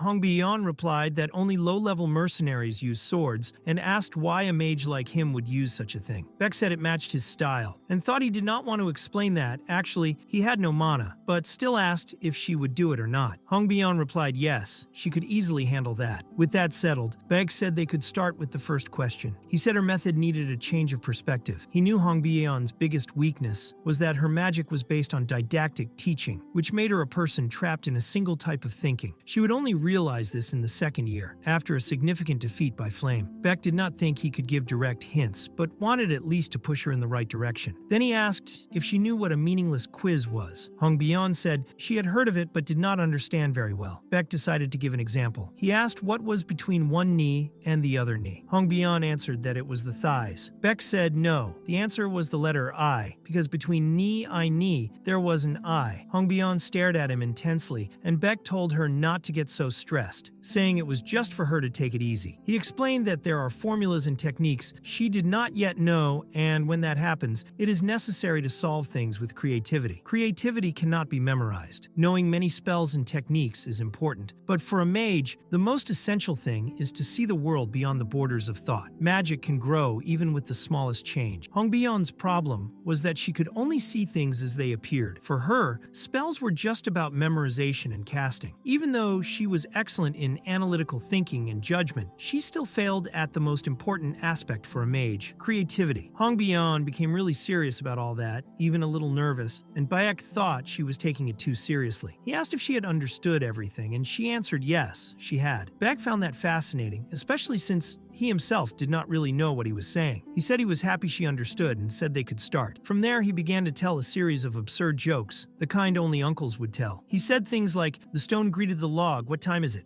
8 o'clock. Or, what did the duck say to the female duck? Come qua. Or, what is the best tea for hair loss? Yeti." Hongbion became more and more unsettled, and Beck realized she was about to explode. Then he asked, what did the clouds say to the ocean when it was raining? And thought desperately that she had to get this one right. Hongbion asked if it was something like getting emotional, and Beck celebrated because she got it right. She became super happy with an adorable smile, and Beck thought it was the first time he had seen Hongbion smile, either in the game or in real life. He commented that, as expected from a princess, her creativity was on another level. Hongbion just told him to go ahead with the next question. Later at night, in the city of Arcanium, Beck was exhausted. He thought he had spent 3 hours asking meaningless questions to Hongbion. He did not think she would really believe everything he said. Hongbion was undoubtedly a brilliant mage with a sharp mind, but her weakness was thinking too rigidly. Beck knew that, in a way, he had helped her overcome that limitation. Although he felt a little guilty, After all, she was a villain. He needed to transform Terrifon into a magic sword as soon as possible to be able to do many more things. And in the end, it was not like he could change what he had already done. He thought he should stop overthinking and just buy the books he needed for the next classes. He was looking for a very specific shop, and after a long walk, he finally found it. A small store, somewhat falling apart. Beck already knew an important detail about that bookstore. The owner had the perverted habit of pretending to be asleep while watching the customers. It was an old, unnamed, rundown shop, but in that place were hidden the study notes of Yahello, a student who had graduated at the top of Estella Academy 10 years ago. Those notes were precious. Instead of showing a screen or direct instructions as if it were a game, in that real world it was necessary to have the right book in hand to attend a class efficiently. More than that, depending on the book he used, the speed at which his grade increased could be much higher. At first, Beck bought books at famous bookstores, but later he discovered that valuable works were hidden in unidentified places. If he attended a magical engineering class holding Yahello's notes, the highest grade would be guaranteed. Just by using the Warbler glasses, he would already have decent grades, but with that specific book, he could even discover the secret recipe. At the moment he went to get the book, another person also reached out for a copy. It was Aiselle. She asked if he knew her, and Beck answered yes. She was famous. Aiselle then remembered him from the supplementary group. Beck wondered if she really did not remember him from before the academy, but he said he had really enjoyed the debate between them, even though it was disappointing not to finish his explanation. Thinking about it, Aiselle had not fully understood the question at that time either. After that, she said goodbye, saying it was good to see him, and left. Beck was relieved that she had not taken the book he wanted, but wondered what she was doing there since she was collecting various books. Beck knew that bookstore usually sold only used books, so most customers were poor students like him. Aiselle, coming from a bankrupt family, probably had no choice but to go there. Her father had been killed, probably by dark demonic humans. That was really sad. A princess like her now bought used books and worried about prices because she no longer had money. And it was not just that. In the original novel, Aiselle had an unhappy fate, dying even before Flame, who later became the protagonist. In a way, the unhappiest character in the entire story was Aiselle. While Beck took several books to the counter, even the seller got scared. Aiselle seemed a little restless and commented that he seemed to have interesting books. Beck asked if he was almost insulted now, but Aiselle only asked why he was reading topics like advanced sealing theory. She commented that it was an ancient magic involving the use of items, and that in the current world where alchemy and magical engineering were advanced, it was a little used skill. Beck knew the topic had little use, and that was exactly why he was investing in it. Since no one else was interested, it was easier to get good grades in that class, so he decided to follow that path. Beck thought that, just as Aiselle had said, there were not many interested in that sealing theory class. Precisely because of that, he could spend less time on it and still get high grades. Compared to other subjects, it would be much more efficient. That way, he would not have problems during the semester. On the second day, Aiselle's class was about a subject known for being easy. She had enrolled in it precisely for that reason, hoping to get a good grade without difficulty. However, the classroom was full. All the students had had the same idea. The class became so crowded that the purpose of enrolling there was lost, and now everyone would have more difficulties. Later, at the end of the class, Aiselle was alone, reflecting. She thought all of that was very problematic. Many people were attending the classes she had enrolled in, which reduced her chances of getting a scholarship. She was hungry too. She only had 6 meal vouchers for the entire semester and thought she would have to settle for a small bread that day. While walking, she passed the room where Beck Yahello was studying diligently, like a good student. She wondered what he was doing in a class with so few students, where everyone had gotten dubious grades. She thought that class might even risk being canceled, but maybe she should enroll herself. She concluded that she could use the saved free time to study other subjects and thereby increase her chances of getting the scholarship. She also wondered if Beck had known that from the beginning. Had he planned his classes that way to make his own life easier? She thought not, that it was just a coincidence. Meanwhile, in Beck's classroom, Professor Raiden, responsible for the Divine Moon Studies, started the lesson, saying he was sure everyone there knew the origin of magic. The founding mage, known as the White Mage, by spreading magic throughout the world, allowed not only humans but also other species to learn to deal with magic. He taught elves natural class magic, dwarves matter control magic, and humans elemental magic. After that, he traveled to the sky. Beck wondered if he would have to deal with that for the next 3 years. Returning to school at that age was really torture, but he knew that lecture was important because it could give a clue about the game's true ending. Thinking about that, he started to wonder if Aiselle was in that class. He did not remember any main character belonging to that class, but he thought it did not matter that much. The professor continued saying that humans humans' curiosity did not end with elemental magic. Human mages traveled the world and began to steal magic from other species. Yet, they remained dissatisfied. However, they could not learn more than that, because the founding mage had left behind the 12 divine moons before disappearing. The professor then asked if anyone knew anything about the 12 divine moons. Aiselle answered that they are the guardians responsible for maintaining the power balance on the continent, and that they used to be spread all over the continent, fulfilling their functions until 1,000 years ago. The professor confirmed that was correct, and explained that each divine moon had special powers to protect the world. For example, the 6th moon, called the Red Summer Moon, wielded a red flame that never went out, not even underwater. He said that for those who were curious, they could visit the deep sea of Salamanca, where these flames would still be burning. Beck wondered if that was a joke. Any living being entering the domain of the Sea King of Salamanca would die immediately. Then the professor showed an image of the coast of Levian, a great demon king, who had appeared in the middle of the ocean and was frozen by the 12th moon, the blue winter moon. All the divine moons had individual powers, but they said a true miracle would happen if all were gathered. No one knew what that miracle was, because the moons fell asleep 1,000 years ago. Beck thought he at least knew some divine moons through the game. He had found 5 of them in limited time events, and that was only possible because he collected information from other players in the community. No other player had managed to find more moons than him. If his assumptions were correct, the 12 divine moons were probably linked to the game's true ending. And since no one had reached that ending in the last 10 years, the answer certainly lay in content that had never been discovered. He had met only 5 moons, risking his life several times for that. Even so, he had no choice. If he wanted to witness the true ending, he would have to do it all over again. Later, Yahello was giving a lesson. She said that strength was not everything, because no matter how strong an attack was, if it did not hit the enemy, it would be completely useless. Then she launched another extremely powerful fire attack. The explosion was large, but the training dummy remained intact. Yahello said that was terrible, especially because the one responsible for the attack was her own daughter. Hongbian was clearly disappointed with herself, feeling pressured by her mother. She thought she had shown her weak side once again, and was sure her mother was disappointed. At that moment, a girl approached asking if she was okay. She said the princess was amazing because she used the same magic as her, only much stronger. Hongbian replied that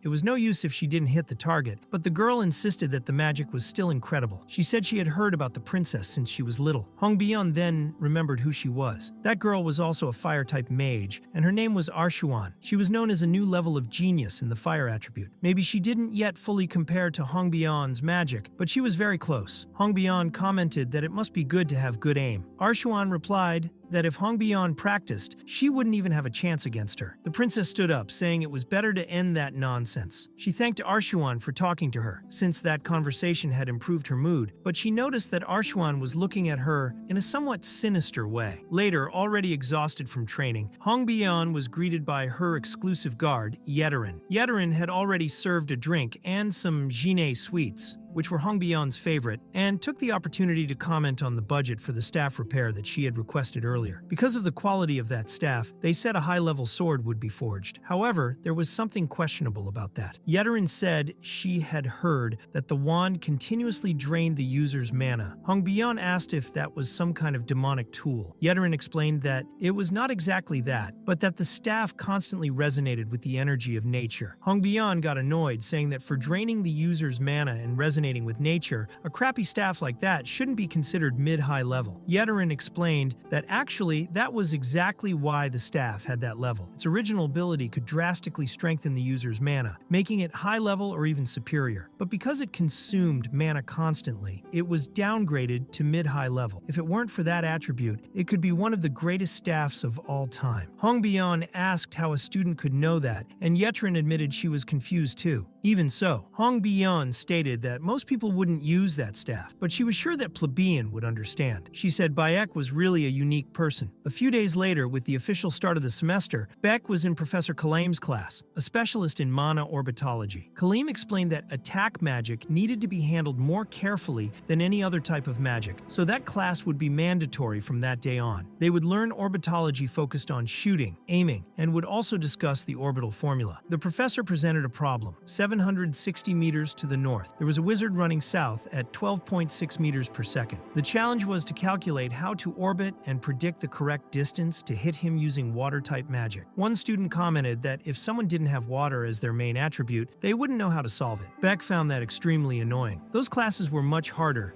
than the Korean classes. When he thought about that, Kalaim called him and told him to solve the problem on the board. In a short time, Beck had actually solved it. He did it with some ease, maybe because of the warble glasses. The teacher asked if his main attribute was water, and Beck answered no. Aiselle, who had been watching him throughout the class, approached at the end to talk. She wanted to ask a question, but while observing him, she noticed something. Aiselle, unlike what his grades suggested, was definitely intelligent, even compared to the best at Hun. She was impressed that he had solved a problem at the university level, even considering that Estella was a place where geniuses gathered. Aiselle began to wonder what Aisselle's true identity was. At first, it seemed impossible, but now she was sure he had a very well-planned strategy for choosing his courses. She asked what his next class was because she wanted to get that information. Beck asked if she was interested in him or something like that. She said no, finding him disgusting, and he thought if she was an adult, then what was she doing there? Even so, he asked why she was bringing that up. Aiselle then revealed that she had looked at all the classes he attended, noticing they were exactly the ones in which he could get good grades easily. She was direct, saying she needed to know where he had learned that strategy because it was very important to her. Beck thought he didn't quite understand what she wanted to know, but answered that he hadn't learned any strategy and that it was all just a coincidence. If that was all, then he would leave. Aiselle stayed behind but shouted to call Beck. He replied saying she should learn that kind of thing from someone else. There were plenty of smart people around, or she could just imitate what he was doing. She herself had said she had already taken a look. Aiselle argued that anyone who attends the Lunar Divine Studies class already gets an extra grade, so it wouldn't make a difference if she was also in that group. However, if she enrolled in other classes Beck was in, it could negatively affect his grade. Beck thought she was doing all that, so she wouldn't lose her scholarship, but was still worried about his grade. Despite Aiselle being a little annoying, it seemed the female protagonist still acted like a true protagonist. She asked if he could recommend an easy class to get good grades. Beck asked if she thought her looks would convince him, but she said it was just a joke. She already knew he would react that way, so she prepared a compensation. Beck wondered why those kids loved compensation so much. She then asked if he had heard the story of the ghost of the Seventh Tower. Beck said yes. She commented that was impressive since very few people knew that story because the building had disappeared and was surrounded by barriers preventing anyone from getting close. Before she continued, Beck asked her to wait because he was going crazy with that information. That was really valuable. With that clue, Flame could significantly increase affinity with the male protagonist. Also, if Flame knew that, then in the original novel, Aiselle also knew, and that was information that should only be given to the protagonist, not to a side character like him. Beck asked if it was a horror story because he didn't want to hear it. She teased, asking if he was afraid of ghosts at his age, but said she would tell it for free. Beck changed his mind. He thought it was enough that Aiselle sincerely wanted to give him something, and said that it wasn't about grades, but something that could be very useful to her. He recommended that she choose the subject called Journey of Meditation in the Abyss as a liberal arts class. Aiselle asked if he was interested in cultivation. Beck said no, but didn't know how to explain, so he invented that his master, who was in a position similar to hers, had also significantly increased her magical power through meditation. Aiselle was surprised and asked if that was possible with meditation alone. Beck had to keep the lie because that method was not well known yet. However, he explained that for bishops who use large-scale destructive magic, meditation was extremely important since conjuring depended on formulas and equations, but mostly on the mind that guided the mana. Beck said he normally didn't tell anyone that, but would make an exception because he thought Aiselle was cute. She replied that he himself had called her ugly earlier but smiled and thanked him. She said it was a pity she couldn't help him with grades but would enroll in the class anyway. She left with a small smile on her face. Beck thought telling her that made him a little worried because it could change the future, but if he abandoned her out of fear, Aiselle would end up having a tragic death in this life too. Meditation would be very useful to her. Thinking better, he realized he was also a mage, so why hadn't he thought about training? The Aiselle from the game trained his body intensely, delayed magical revelation, and grew immensely. In the game, experience was gained by pressing a simple button, but now he would have to do everything manually. Things had been very quiet so far, and without episodes or monster hunts, he hadn't gained much experience. He thought he should be grateful to Aiselle for that. Later, Beck thought about the inevitable pain of living in Estella, where all students lived in dormitories. In the game, dormitories worked as extra content where one could decorate the room for fun. But for Beck, that lonely dormitory had been his only home since his village burned down. The dormitories were divided by class. Although the room sizes were the same, the number of people varied. Students in Class S, like Beck, had individual rooms. He thought he could finally use that quiet quietness to his advantage. He began to meditate, reflecting that status was not the most important thing. Now that this was his new reality, he needed to get used to his body as it was outside the game. Beck was only considered a genius because he could manifest sword aura by using the fact that mana circulated incessantly inside and outside his body. No one had paid attention to him, so no one knew. But the truth was that Beck was a brilliant swordmaster, the only one in that world to reach the peak of fencing, and now he needed to walk that path once again. His breathing coordinated the flow of mana through his body, and if he could gradually increase the amount of mana he inhaled with each breath, eventually he would be able to absorb a significant amount all at once. Skills did not level up with experience points. It was necessary to use them continuously. This meant all he had to do was train, and that was what he did, without stopping until the next morning. Finally, he managed to feel the same sensation that the original Beck had felt. As someone who had accepted the mana leakage syndrome as part of himself since he was young, he could feel it naturally. Because of that, his skill linked to the syndrome leveled up, and his blink also evolved. He felt he was one step closer to his goal. He would find the true ending, no matter what it took. Later, outside the academy, Flame watched the lawn and the wind, which had been artificially created by magic, but looked extremely real. That was Estella's dimensional dome, a kind of pocket dimension installed on the academy campus. This dome allowed free manipulation of the size and features of the place. All sports events, other types of gatherings, dungeons, portals, and monster training were held inside it. Many students were present in the dome at the same time. In total, there were 141 people, with 50 from classes A1 and A2, and 41 from Class S. According to the original novel, there should have been 39 in Class S, so she expected there to be 40 with her addition. However, that boy, Beck appeared, someone she had no idea where he had come from. In the novel, there were exactly 1,140 first-year students, and with her entry, the number should be 1,141. In other words, Beck and the son were also present in the original work, and she decided to resolve these issues gradually. Since she was the only person in that world who knew the novel's story, she thought classes would start soon. Meanwhile, many were flattering Prince Jeremy at that moment. Several students had enrolled in the class just because he was there. He was extremely kind, handsome, and pleasant to everyone. Flame recognized that this was the same Prince Jeremy from the novel, a character obsessed with the protagonist Aiselle, who ended up being rejected and became a villain in the end. Although he seemed kind, all his actions were calculated. She knew she had to be careful not to get too close to him. But even so, at that moment, he waved at her with a smile. Flame admitted that he really was handsome but did not understand why so many people fawned over him. Among the various groups inside the academy, Prince Jeremy's group was certainly the most notable. She reflected that since this world was now her reality, she needed to prepare properly for the future. However, Jeremy was already watching her. Soon after, Professor Lee Hanwall appeared, announcing they would do simple training before the day's classes started. He needed to know each student's skill level to teach properly. He would be responsible for that part, and anyone who did not like it would have to keep their opinions to themselves. The students knew that teachers had the authority to add or remove points, and that they could be expelled from the academy if their score fell below a certain threshold. The training would be simulated inside a dungeon. The professor would use real events that happened in dungeons, like traps and monsters, to test each student. They would earn 4 points for defeating a level 1 risk monster, 8 points for level 2 risk monsters, and 20 points if they managed to capture the point stick. The top 5 scores would receive a small reward, while those with 0 points would have points deducted from their overall score. If any student was afraid of failing or did not want to be alone, they could form a team, but points would be divided among members. If they managed to defeat another student, they could take that student's points. After explaining the rules, Lee Hanwall wished everyone good luck and disappeared. Suddenly, the ground began to shake. Several branches appeared everywhere, and when a shadow partially covered the sunlight, Flame recognized the scene. That was the map inspired by Jack and the Beanstalk. An entire forest had been created in the blink of an eye.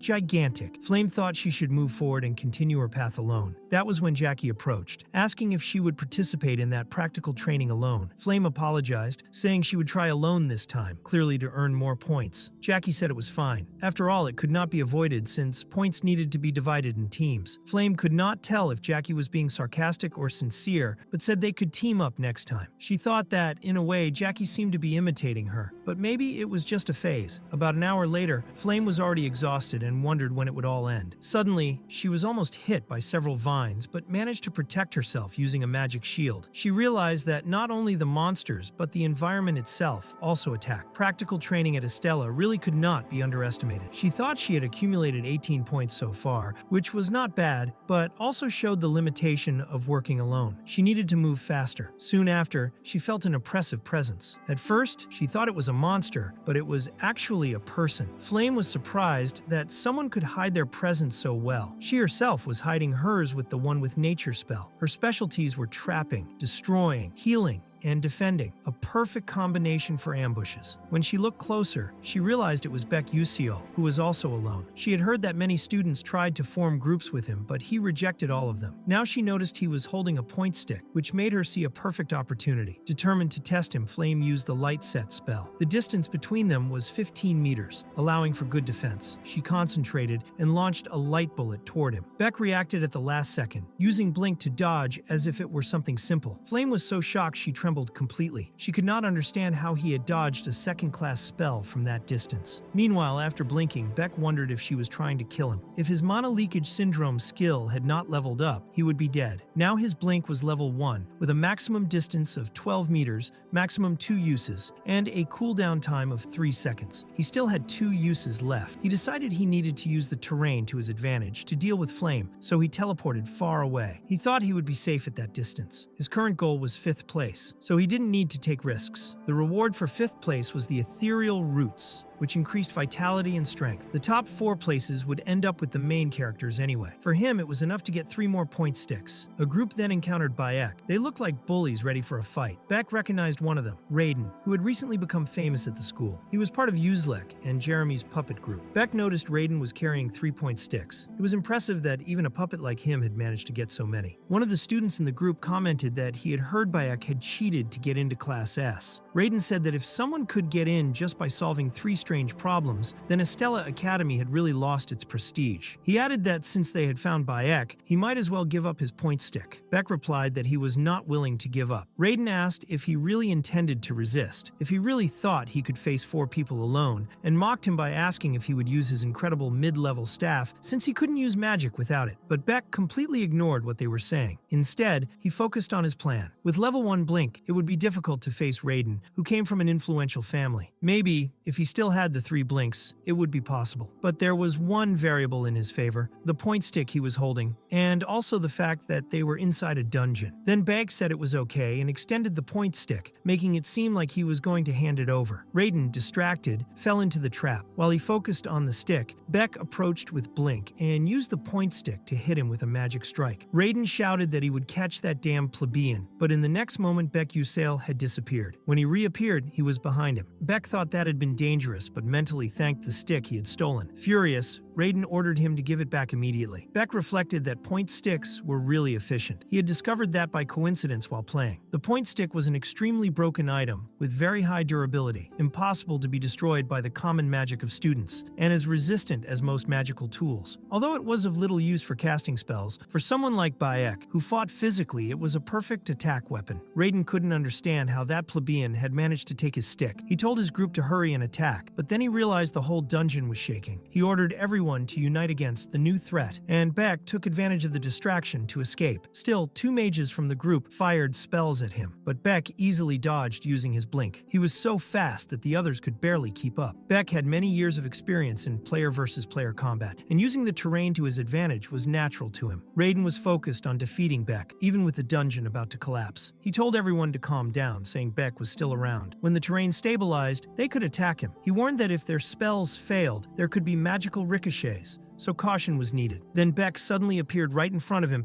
and hit him with a strong magic strike. The impact knocked Raiden down, and the ricochet caused by the fall released several magic rays that hit the entire group. Beck thought that fight was over. He took another point stick and commented to himself that with so many in hand, he could even give one as a gift. Raiden, still lying on the ground, shouted, telling him to give that crap back. Beck decided not to take the last stick because he thought it would just be too annoying. He used Blink and left, leaving Raiden furious. As he walked away, Beck felt like he had won the lottery. If he had faced that situation normally, he would have been defeated and robbed. But since this was a dungeon, the scenario had favored his experience as an adult. At that moment, he felt something strange coming from somewhere. When he turned, he saw the biggest fireball he had ever witnessed in his life. He barely had time to react, but luckily used Blink just in time. The explosion was catastrophic, and the fireball swept everything in its path. That skill had come from Hong Bi-yeon, who appeared asking why he hadn't taken the last stick from those bastards. Beck wondered what she was doing there. He thought she must have misunderstood everything. It wasn't that he didn't want to take the last stick, it was that he couldn't. And since when was that her problem? He wanted to know if she had been spying on him all this time. He imagined her plan was to wait for him to take all the sticks so she could defeat him and take everything. He remembered that he had already taught her before and wondered how she could repay him like that. Hong Bi-yeon replied that she was royalty, but Beck thought she did not look like a princess at that moment. Hong Bi-yeon said that if he knew that, it was better to come at her with everything because taking something from a commoner was not worthy of a princess. She would win and take it from him. Beck mocked her, saying she liked to steal from weak people, but Hong Bi-yeon questioned if he was really weak since she had just seen him playing with those other students without even using real magic. Before that moment, Hong Bi-yeon was worried about getting enough points so she would not have problems with her mother. While running, she heard a group talking about the chase after Baek, then saw him running and teleporting with Blink. She thought she could take advantage of the situation to attack everyone at once, but preferred to wait until everyone got tired so she could grab all the sticks at once. To her surprise, she saw Beck stealing all the sticks easily without using any magic besides Blink. Hong Bi-yeon had no idea that Beck Yahello had not taken the last stick because he could not. She thought he had simply refused, so she decided to use all her power to burn him. She cast numerous fire spells at him, and the poor guy had to dodge using Blink, jumping into trees and hanging from branches. Those dodges saved his life more than once, and Beck thought it was really dangerous. Luckily, he had trained his intuition a lot. However, using 2 blinks to dodge all the time was exhausting, and he knew he needed to find another way. Hong Bi-yeon asked if he was not going to draw his wand. Beck answered that she had it, and Hong Bi-yeon remembered that every student received a basic wand when entering the academy. Beck realized he had completely forgotten about that, but even if he remembered, he did not intend to use it anyhow. Hong Bi-yeon, already impatient, thought he must be joking as he always did. Even facing danger, that stupid commoner seemed to mock the situation. She did not know about the other losers at the academy, but thought it would be wise for him to use everything he had. Beck thought he was already doing exactly that. Hong Bi-yeon, increasingly determined, spoke to herself that if that was the case, she would kill him for real. He concluded that the girl was completely crazy. She wanted to char him right there. Hong Bi-yeon decided to crush him completely and surrounded him with several fireballs. He barely escaped one without even using Blink and dodged the next by lowering his body. But in the next second, a wave of lava came toward him. Beck realized she had an absurd range. Then he heard a specific sound, identifying a spot on the terrain where he could hide. He used Blink to get there, reaching a blind spot in her attacks. He thought he was lucky this time, but knew he would not be next time. Even if he managed to get close to Hong Bi-yeon, the flames around her would explode the moment he got near. He knew this from the many times he had lost fights against fire mages. She was much stronger than she looked. If the terrain had been flat, he would have lost in seconds, and it would not even have been a real fight. New fire missiles came at him, and Beck decided he could not stay still. He dodged the big explosion, cutting the flames in the middle. Thanks to his sixth sense, he could see all the openings, dodging everything and blocking the rest with the point stick. Hong Bi-yeon was confused, trying to understand if he was really using a stick as a weapon to dodge magic. She wondered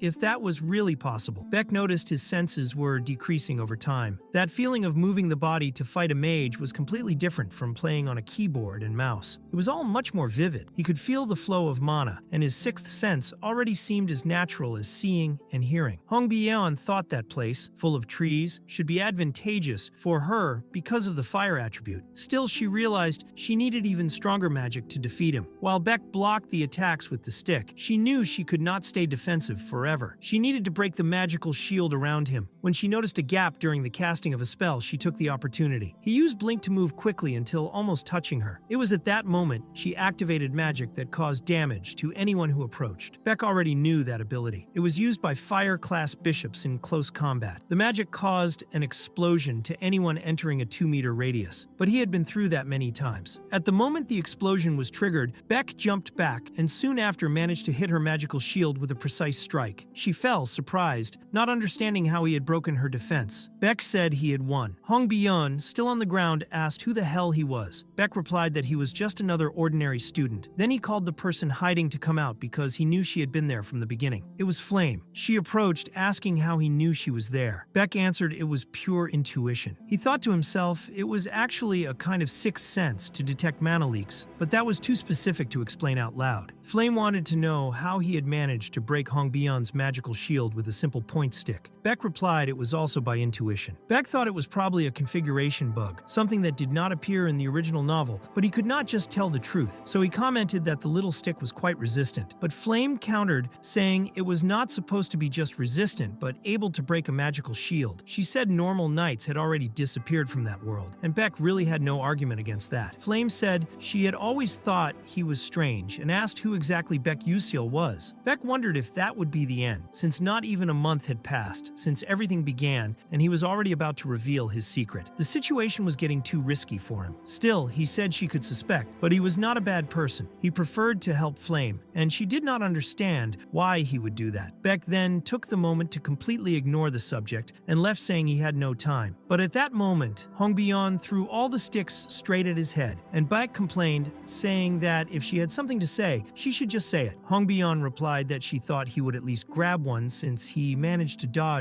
all the fire spells, but did not catch a single stick. Beck thought there really was not much to do. His sixth sense had limits, and admitted it was hurting. His sensitivity was determined by his mental strength, which was not infinite, and now because of exhaustion, only a strong headache remained besides the pain from the stick impact. Hong Bion said that since she lost, he could take all her sticks. Beck wondered if that was because of her pride. If he took everything, his ranking would rise a lot, but the first, second, and third place items would not be useful to him. So he said it was fine, he would take only one, and the rest would stay with her. He said he was leaving, and thought he had shown too much kindness to an opponent, an admirable attitude. But both Flame and Hong Bion thought he was a complete idiot. Hong Bion still thought that boy's identity was truly a mystery. Meanwhile, the committee and the teachers were watching everything until a person approached, saying that the S-class students this time were really remarkable. This was the Elder Telix from the Guild of Magical Elders, who said it was gratifying to watch. Zarina Ion from the Blue Tower Council agreed, saying it was definitely fun to watch. Even Hanwol was impressed with those figures present that day. They were giants gathered just to monitor the rookies' practical training, probably trying to recruit talent. Most of the other teachers were also closely following that test. They came across a fight worthy of being watched. Wan Riang and Ma Yuseong were starting a duel, but Ma Yuseong dodged everything using a Class 3 power jump repeatedly. The elders were completely amazed. Hanwol thought that normally someone took more than 20 years to reach 3rd class, but Ma Yuseong mastered Class 3 magic at 17, which seemed unbelievable. During that fight, the two mages were using 3 types of attributes. Hanwol reflected that usually a mage masters only one type, and it takes a long time to train and master 2. Mastering 3 attributes from a young age was an exceptional talent, something one is born with. Suddenly, a secret dungeon boss appeared, a large eagle ready to devour them both. However, at that moment, it fell dead onto the battlefield. Aiselle apologized for interfering in the fight. Hanwol thought that a secret boss was a type of hidden event that only appeared when someone had skills above a certain level. It was hard to find and even harder to defeat, but she managed alone. The elders murmured among themselves that she was the eldest daughter of the traitor, the Archduke. Elder Talix commented that it was truly unfortunate because if her father did not have that reputation, the girl's talent would have flourished much more. Soon after, they started watching another fight that had happened earlier. The Princess of Adolavit was fighting, and the opponent was someone they had never seen before. But everyone was completely amazed to see that Beck Yuseol was using the Praise of Flash, an ability that is an advanced form of blink. For centuries, many scholars had tried to master this technique, but all failed, dying or becoming disillusioned and giving up. It is a magic considered impossible to master. However, Telex believed that Beck Yuseol controlled blink as if it were an extension of his own body. Hanwol commented that he was that student Beck Yuseol, a very unique student specialized in blink. The elders were surprised by this, which was natural, as it was not common. Telex wondered if he was just playing instead of using another type of magic, because if he had used real magic, the duel would already have ended. He did not understand what was happening. Hanwol replied no. Beck Yuseol was indeed fighting seriously. Then the academy director appeared. Eltman observed that the boy was really interesting. The way he fought reminded him of the old knights. Telex asked if he meant the knights who used armor, horses, and swords. Hanwol finally understood. Yes, it really looked like that. The cavalry referred to the spirit of the the old knights who wielded swords even in a world where magic ruled everything. Since ancient times, there were heroes who fought evil to protect the world, and they say they always did it using swords. Even with the existence of magic, fighting with a sword was considered impractical, but Beck was using a simple stick as if it were a real sword. Eltman's assumption must have been correct after all, since he was the director of Estella Academy, considered the best magic school in the world. Not only that, he was also a 9th class master mage, one of the 10 great mages of the continent. If a great mage thought that way, who were they to doubt? With that, the first dungeon training was concluded. Later, in the exclusive S-class training facilities, Wanriang was training. He thought his mana was almost depleted, but knew he still had a long way to go. Among the 141 students who participated in the dungeon training, 39 were eliminated. Aiselle came in first place, having defeated the monster chef. Wanriang was second, and Ma Yuxiang was sixth. Even so, he did not feel victorious because at that moment, if Aiselle had not interfered, he would have lost to Ma Yuxiang. Since the first time they met, it had been like that. Ma Yuxiang was relaxed, but still, no matter what he did, he always showed results beyond what was expected for a specialist. In the last training, he placed several magical runes in strategic points and carefully calculated his movements, casually blocking all of Wanriang's attacks. Wanriang wondered if he really could not defeat that guy. Was this wall called talent truly impossible to break through? He thought there was no reason to blame himself. He just needed to keep working harder and harder. Meanwhile, in the training area, Hongbian was also there, watching Wanriang train. She thought he was usually very calm, but that day he seemed on edge. It was not just her impression, she was right. Then she launched a powerful fire blast at the training dummy. That was how Wanriang realized she was also nearby. Hongbian felt frustrated. She had only managed 3rd place because of the point stick. Her mother was relatively satisfied, but if she had not recovered the sticks Beck had taken, she probably would have been punished. That was why she caused another big explosion, because she was too irritated. Wanriang wondered what had happened to the princess. Maybe it was just an impression, but it seemed her magic was much more precise than the last time. Hongbian's fire was known to have such destructive power that subtle control was almost impossible, but he was surprised that she had improved so much in so little time. Maybe it was just coincidence, but Hongbian thought she did not want to admit it. The special lessons with Beck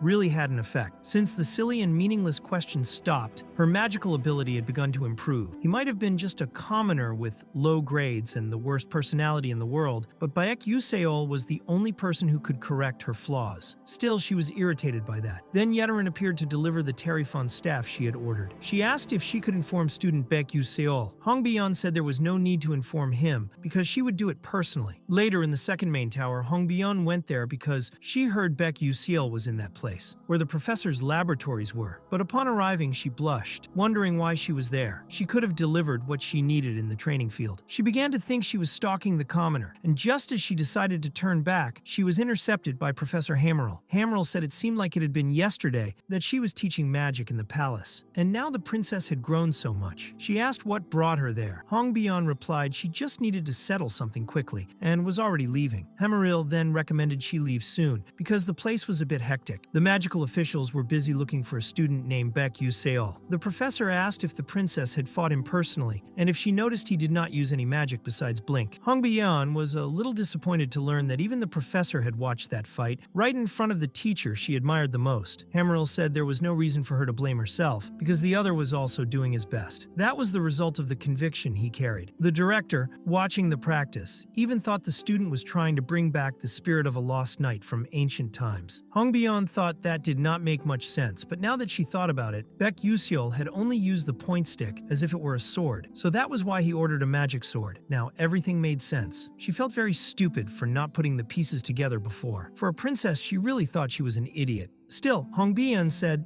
that not using magic in a magic school could result in penalties. Hammerl answered that Beck chose that path knowing it. She said it was impressive how he kept challenging himself even after achieving something as incredible as the praise of Flash. It was undeniable that he had determination. For that reason, Hongbian ended up staying there until late. She thought that if someone said they wanted to become a knight, probably everyone would laugh and turn their face. Who would try to become a knight in this era dominated by mages? But Beck really seemed to want to become a real knight. It was no joke. She had been so angry with him but now understood why. Until Beck Aiselle appeared, asking why she was there. He was eating the roots he had received as a reward for 5th place. She blushed and said she was not there because of him. But Beck Aiselle asked who had said that. Hongbion then handed over the telephone, and Beck Aiselle realized that the sword was excellent. The Adolevits had extraordinary abilities. It was a good decision to have helped the princess. With the money he had, he would never be able to buy something of that level. He asked if he could keep the box, and Hongbion replied that he could do whatever he wanted with it. She thought that all of that was because of the commoner, but she still had another question to ask. She asked if he really did not use any other kind of magic. She became very shy when doing this, and soon told him to forget what she had said, saying she was already leaving. But Beck Aiselle kept thinking about that question. Other magic? Hanwol had said something similar to him some time ago. He remembered Hanwol saying, "You chose a difficult path." They spoke as if they understood his heart and respected his convictions. In the end, that was good, even if he did not fully understand why. With the magic sword in his hands, he was ready to deal with the next episode. He decided to do a test. He injected mana and formed the blade of the sword. He was very impressed. That sword was intangible, much better than he had imagined. If Flame had taken that sword, it would have been even more impressive. Flame was a very special presence. Even though she was human, she could master the magic of elves, dwarves, and angels. However, the telephone staff kept constantly draining the user's mana, so not everyone could use it. But Flame managed to recover her mana using natural energy and use that staff as her final strike. Beck Aiselle thought that, in any case, he himself did not have enough mana. Even absorbing mana, because of the leakage syndrome, he could not store energy inside his body. In other words, the concentration of mana in his breath determined the power of the telephone, so he decided to check his current status. Beck Aiselle had a strength of 1 star and 77%, agility of 87%, resilience of 0 stars and 97%, sensitivity of 2 stars and 29%, resistance of 1 star and 55%, determination of 1 star and 43%, and 0 magic. Currently, his mana leakage syndrome was at level 2. This increased his strength by 5%, his agility by 8%, and his senses by 15%. Additionally, he could use his determination to vaguely detect mana phenomena within a radius of 18 meters, which also activated cognitive acceleration. His mana circulation rate in his blood was only 1%. He thought that the 5th place prize in the practical activity had really helped to increase his strength. The next class was Defensive Magic, led by instructor Varian, who explained that from that day on, everyone would practice real magic and get hands-on experience. He told each student to take their staff and separate into groups. Later, everyone was practicing magical shields on the training field. Varian noticed there were many talented students in that class and thought it would be a good idea to separate them by level. During this observation, he noticed one specific student, the famous cadet of Class S, Beck Aiselle, of humble origin, who had resonated with a mid-level staff and ranked 5th in the dungeon training. Still, Varian was bothered to see that Beck was doing nothing. When he asked why, Beck replied that he was learning a different defense technique and therefore had not studied basic defensive magic. Varian became curious and asked if he had his own technique, but inwardly he thought the boy was cocky. Unless he was a princess studying Adolevit magic, a common plebeian would never be able to learn something like that. Even so, he remembered hearing that Beck Aiselle did not use any magic beyond Blink, so he decided to test the boy. Varian suggested that Beck show his incredible defense technique to the other students and chose Morso, a Class B student, as the opponent. Morso was already furious, ready to crush Beck. Instructor Baron, watching from afar, thought that keeping his position as defense instructor required good connections, and getting close to Morso Dordain, heir to the Skarlvan Empire, would be a valuable opportunity. Beck, for his part, saw no problem accepting the challenge and stepped onto the stage for the duel. Morso's group was determined to crush Beck completely. Beck then realized Morso was from the same group as Slyden and thought it was even lucky. Since this was a mandatory class, without direct use of offensive magic, he would not have much to do anyway, so he would take advantage of the event. Since Varian was a famous teacher from the first year, Beck knew he would be closely watched, and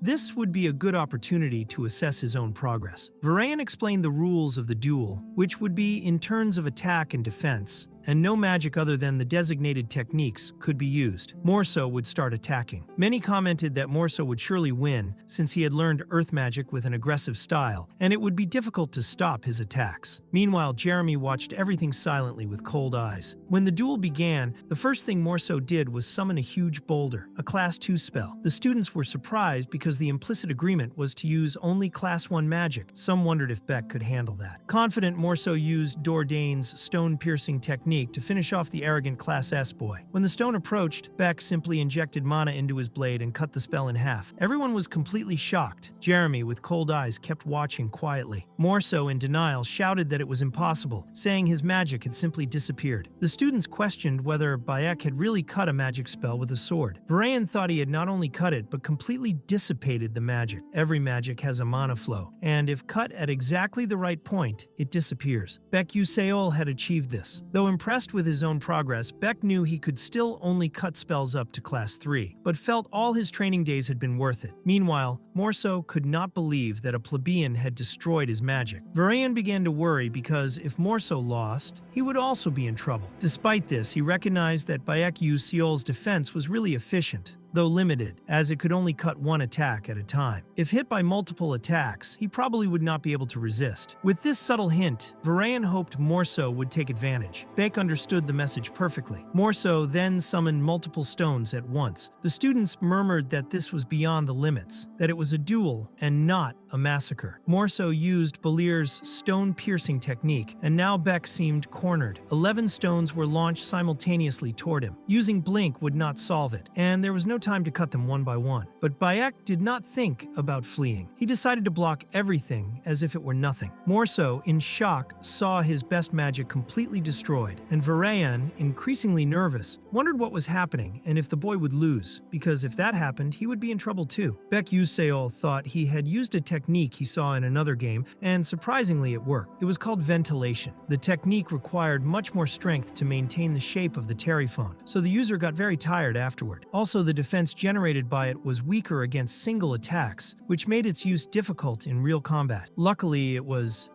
only training because for now, it had worked. The students said they had never seen anything like it. It looked like a magic shield, but created with a sword, and they began saying that Morso was going to lose like that. Morso was furious at being embarrassed by a plebeian, and the students began shouting that his turn was already over. However, Varayan did nothing, because he thought Morso should still continue attacking. When Morso prepared to launch another attack, someone approached the teacher and alerted him that Morso's turn was over, and now it was Beck Aiselle's turn. Even the students themselves were turning against the teacher. He had been so focused on the duel that he completely ignored the class's reaction. But while everyone argued over the mistake, Beck had already won, placing his sword on Morso's neck and ending the duel clearly and absolutely. Everyone was impressed by the victory, and Jeremy smiled discreetly, seeing the result. Later, Morso was being beaten by Jeremy, who commented to his servant that his friend had been badly hurt and asked her to take care of him, because if he stayed like that, he would also be sad. The servant replied she understood and would handle it, but was surprised that Jeremy called Morso a friend and not a servant. In the Scarlvin Empire, where magical power defines everything, Jeremy Scarlvin became prince at 12 years old, surpassing all his brothers. Saying Morso was no longer a servant meant that the Dordain family had been expelled from politics forever. He was not just an ordinary student, and now that he had been noticed by Prince Jeremy, Beck Aiselle's school life would not be easy either. Later, inside a laboratory, everyone was talking about Beck Aiselle, and Flame was tired of hearing that boy's name. Everyone was talking about him? Then Teacher Tyrant approached and said that alchemy required exact measures, perfect timing,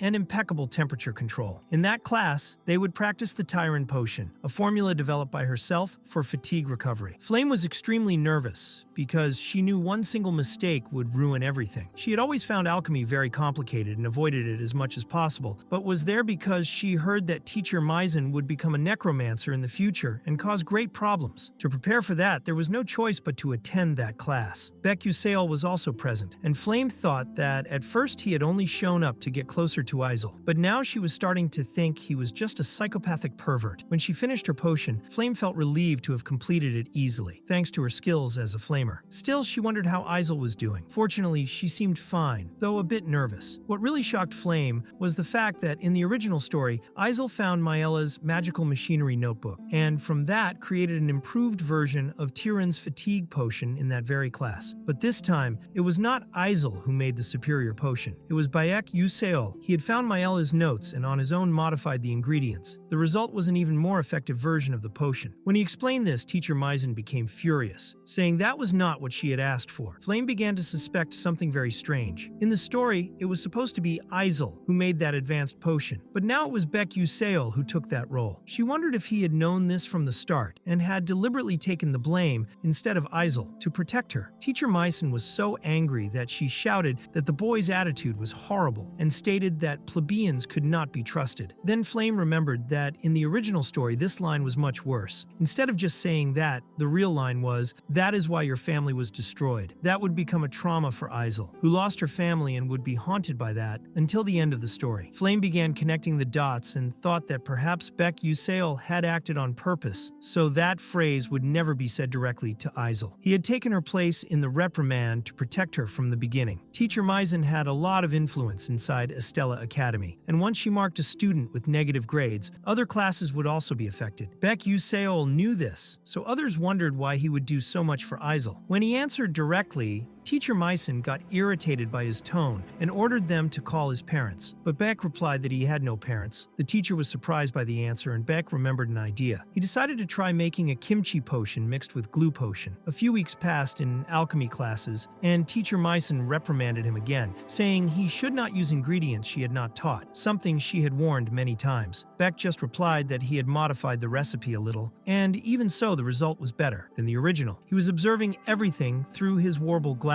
which showed hidden information. At that moment, Teacher Maizen's black corruption progress bar was at 21%. She was already contracted to dark magic and was destined to become the boss of episode 8, the main villain who would fall into corruption. Beck thought everything was going according to the script. The head of black corruption, Maizen Tyron, would not be able to overcome her dark emotions and would end up becoming one of the villains. When the corruption bar exceeds 90%, she transforms completely. But if the value is below 50%, it is impossible to detect with common magic. Only Beck's warble glasses allowed visualization of this. Since the current value was 21%, there was not enough proof to denounce her as a user of dark magic. The only alternative was to continue stimulating the corruption until it exceeded 50% and then call the specialized extermination team. If it were a common case of corruption, there would still be ways to reverse it before transformation. But in Maizen's case, she had made a contract with dark magic by her own will. The seed of corruption was already inside her and growing. The worst part was that episode 4 had not even started yet, but since she was such a powerful boss, Beck needed to prepare from now on. Otherwise, she could corrupt other students and put Estella Academy at risk. Maizen continued threatening Beck, saying that if he insisted on that attitude, he should not expect good grades. He thought that might even be useful.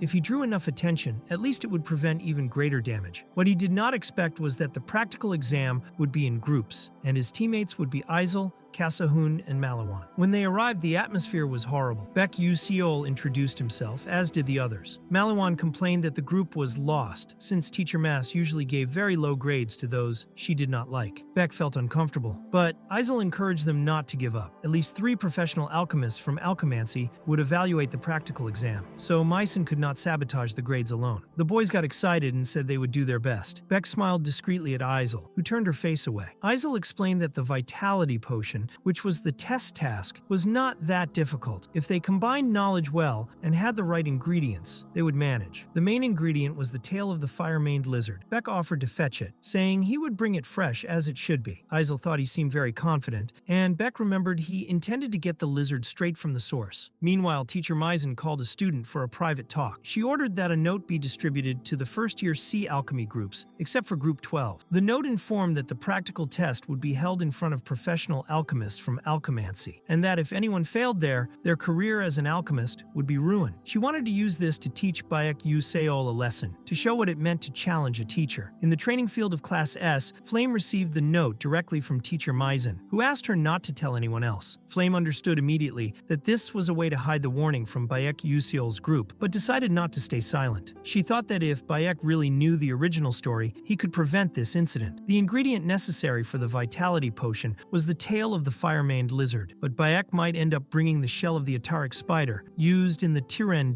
potion. Flame thought about using this confusion as a test, and would not tell him the truth. Meanwhile, Beck was on his way to the Durable Stadium. He commented to himself that the teleport hall was great, but the dizziness afterward was quite unpleasant. Still, when he arrived, he was greeted enthusiastically. They welcomed the mage Beck officially recognized in the city of Darable. Beck explained that he was not an official mage, just a cadet from Estella Academy, but the receptionist insisted that he deserved to be treated like a real mage. The audience was impressed by his uniform, which they had never seen before, and even showed some envy. Beck thanked them for the help and thought that, with the exit pass and Estella's pocket watch, it was possible to be treated like an official mage anywhere. In addition, the teleport hall, which normally cost 100,000 credits per use, could be accessed for free with this pass. That was why on weekends he used the hall to visit nearby cities and investigate local ingredients or monsters. He realized that much of what he knew was like remembering events from the game. Following that, he went straight to the natural habitat of his target, the fire-maned lizard, a risk level 2 monster. It was a bit stronger than common animal, with high physical resistance and magical defense, as well as great speed. To defeat it, at least a Class 2 spell would be necessary. Since he had already defeated Class 1 monsters easily, Beck believed he could handle this too. During the hunt, he noticed a quick shadow behind him and already knew it was the lizard. When he drew his sword, the enemy attacked from behind, but thanks to his sixth sense, Beck managed to react in time and pierce the monster's neck. After defeating it, several other lizards appeared, but Beck was already ready to collect all the necessary ingredients. Later, he brought the materials to Aiselle, who was surprised by the quality and freshness of the items. She commented that he really had a good eye for ingredients, and said that now they just needed to prepare the potion correctly. The group was excited. Shortly after, the practical evaluation began. Teacher Maizen explained that, as had already been announced, the test would be carried out in front of the professional alchemists of alchemancy, and that a good performance there could open important doors in the future. She said the task would be to prepare a Tyren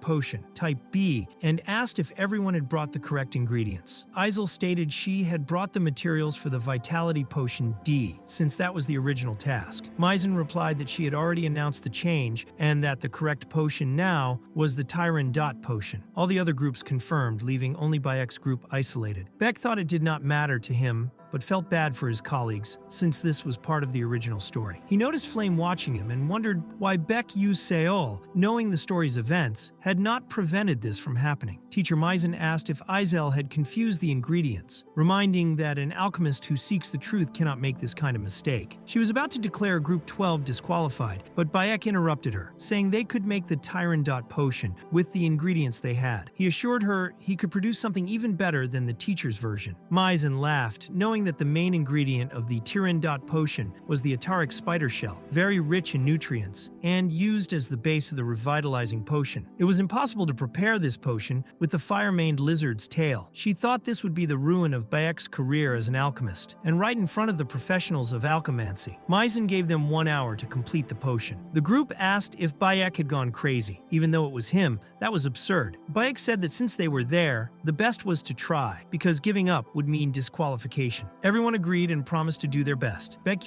began explaining how they would proceed. He had deep knowledge of alchemy because, while playing, it had always been one of his greatest passions. He wrote down all recipes, even the SS ranking ones. One of them was precisely the Tyren potion, originally created in the future by Teacher Maizen. That was why he had always hesitated to modify it, but now he had no choice. Beck explained that the Ataric spider shell was nutritious because it was used to incubate offspring, which gave the substance regenerative properties. However, the fire-maned lizard's tail had a very similar organ, specifically a blood vessel used by the Alakare tribes from the southern desert to strengthen the health of their leaders. Research showed that using this ingredient significantly increased life expectancy. For this reason, he believed the ingredient could be used as a substitute. One of the colleagues said he understood a bit about the Alakare ingredient treatment process and asked if he could be responsible for that part. Beck replied, of course. Another teammate said he would use the small fire drying method, something he learned from his father. Given the vessel's size, he calculated he could dry the ingredient in 5 minutes. The last process was left to Aiselle. Each of them fulfilled their role well, and by Beck Useol thought the group was doing much better than he expected. Now all that was left was to combine the ingredients and finish the potion. Later, Professor Misen was a little shocked to see the result. She was in front of the Tyran Point potion made by Group 12, and the alchemists of alchemancy could hardly believe they had succeeded. To Misen, it seemed like a joke. That potion was something that, in theory, could only be created after years of research. It made no sense for a group of cadets to have completed it so easily. One of the alchemists volunteered to check the results. He was surprised. Although the potion was a little imperfect, and there was some ingredient waste, the performance even surpassed the version taught by the professor herself. It was an excellent work. Misen approached suspiciously and decided to check it personally.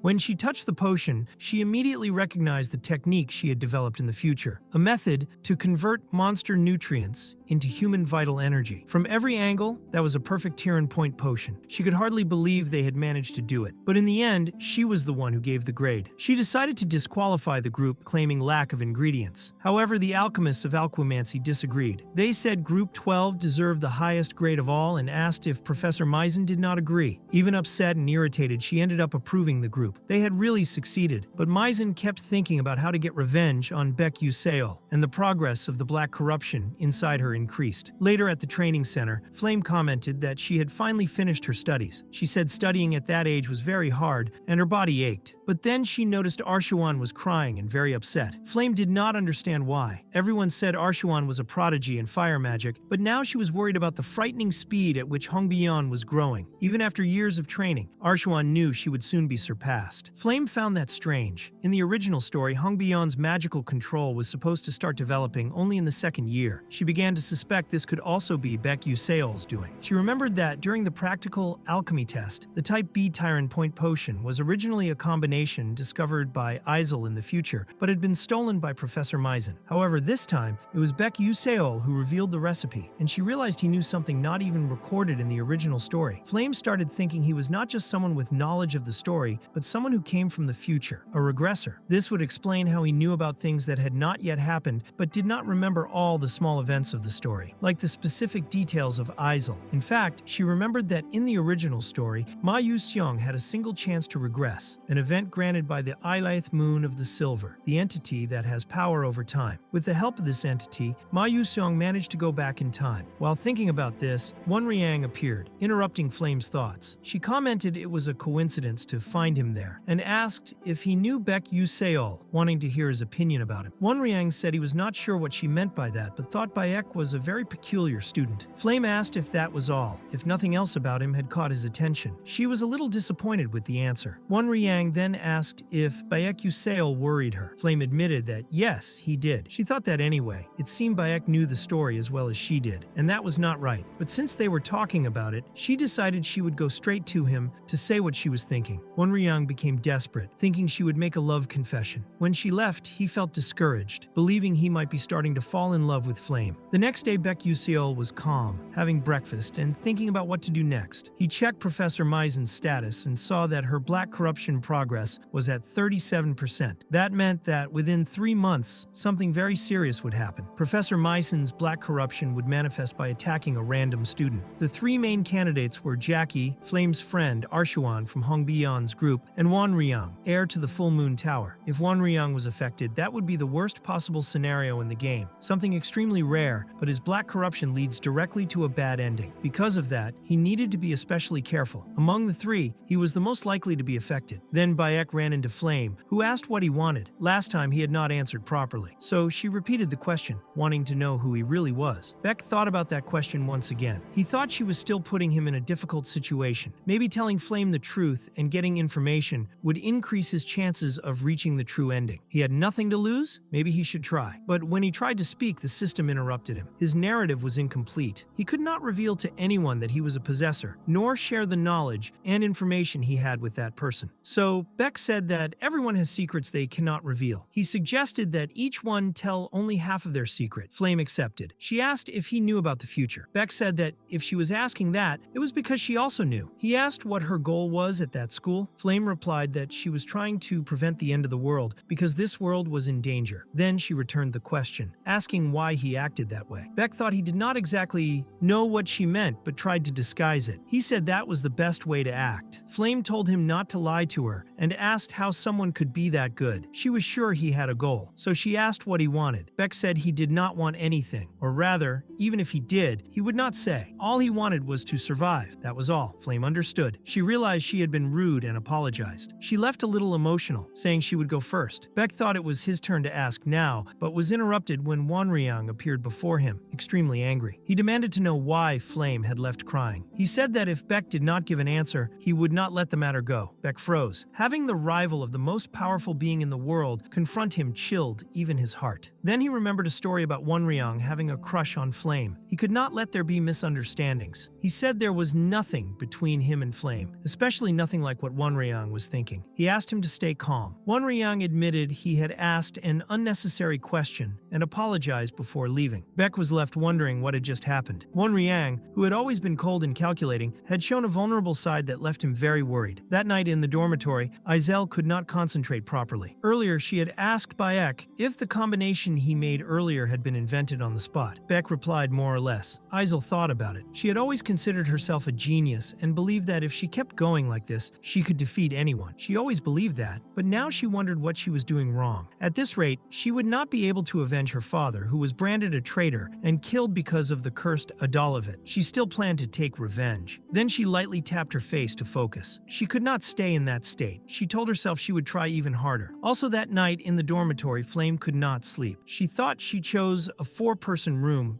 because it would be fun, but now she regretted it. If she had known it would be like this, she would have taken an exclusive single suite in Class S. She was thinking about Beck. She remembered he said he had no goal. That was proof he had traveled back in time. At the end of the original story, Aiselle said the same thing to Ma Yuxiang. She said he could reverse time, but would lose most memories of the reversed period in exchange. After fulfilling his mission, he would disappear, and no one would remember that he saved the world. Not even those he loved would remember his existence. She asked if he would go back in time to try again. Ma Yusong answered that if that was his fate, yes, but who stopped him was herself. She said that if she had to live in a world without him, she preferred to accept destruction. Then the two went together until the end of the world. But in the end, Ma Yuxiang gave up going back in time and the world was destroyed. Flame thought that if this world is different from the original story, if it was Beck Yuseol and not Ma Yuxiang who traveled back in time with the power of the 8th moon of the silver, then he will disappear immediately after fulfilling his mission. His existence will be erased from this world. Probably he has already forgotten most memories, leaving only a sense of duty. She said he only wanted to live, just survive. In that case, Flame decided she would do something. Suddenly, Jackie entered the room saying Wanryang was waiting for Flame on the first floor of the dormitory, but Flame said to tell him she was not there. She did not want to see anyone and preferred to sleep. Jackie felt a little bad about that, but went down to Wanryang, who asked who she was and where Flame was. Jackie said Flame was sleeping and a little sick. Wanryang then commented if she had been discouraged for being rejected when confessing to that failure. He said he understood and would leave. Jackie, despite liking him so much, realized Wanryang did not even remember her name. She thought Flame had extraordinary talent. The attention of everyone, had always had everything, even Wanryang's heart, and because of that she felt intense anger toward her. The next morning, in the first main tower, the vice principal of Estella Academy, Hayden, commented that he heard Professor Misen was greatly embarrassed in front of the students. He said expectations for her were high, especially because her research on the formula for the intersection of random flows was going very well. Therefore, she could not disappoint him. He stated he was counting on her, but as soon as she left, Hayden called her an idiot, blinded by fame, not realizing she was being used. A mage who should be fighting the demon humans was, in fact, developing research that would directly benefit those enemies. Hayden said he was looking forward to the result. Meanwhile, the professor's assistant was walking with a pile of papers when Beck appeared to help, dividing the pile and accompanying her to the room. The assistant thanked him, saying if it weren't for him, she would have been reprimanded by the professor. Beck thought the room was a complete mess. Then he noticed a specific formula written on the board. The assistant explained it was the formula that Professor Amazing was researching with the doctors, called intersection of random flows, or something similar. Beck knew exactly what it was. That was the first formula of black techno-magic. The intersection of random flows technique was used in the episode of Professor Mason's Corruption when the demon humans completed it along with her. The technological difference this created caused huge damage, but the situation changed completely with the presence of Altarisha. If she decoded the formula first, the demon humans would lose that advantage, and the future could be altered. Beck called the assistant and asked if she was not annoyed by how Myson tormented her life. He also asked if she wanted to get revenge somehow. Altarisha answered that she was just an assistant, that revenge would do no good, and she could end up fired and thrown out on the street. But Bayek said she could get revenge by becoming an alchemist better than the professor herself, in a way no one could ever belittle her. Altarisha answered that would be very good. Beck knew she was already tired of that life, always locked in a dusty storage room. But Altarisha had a dream. She wanted to become an alchemist and create inventions at will. She had talent for it because, in the future,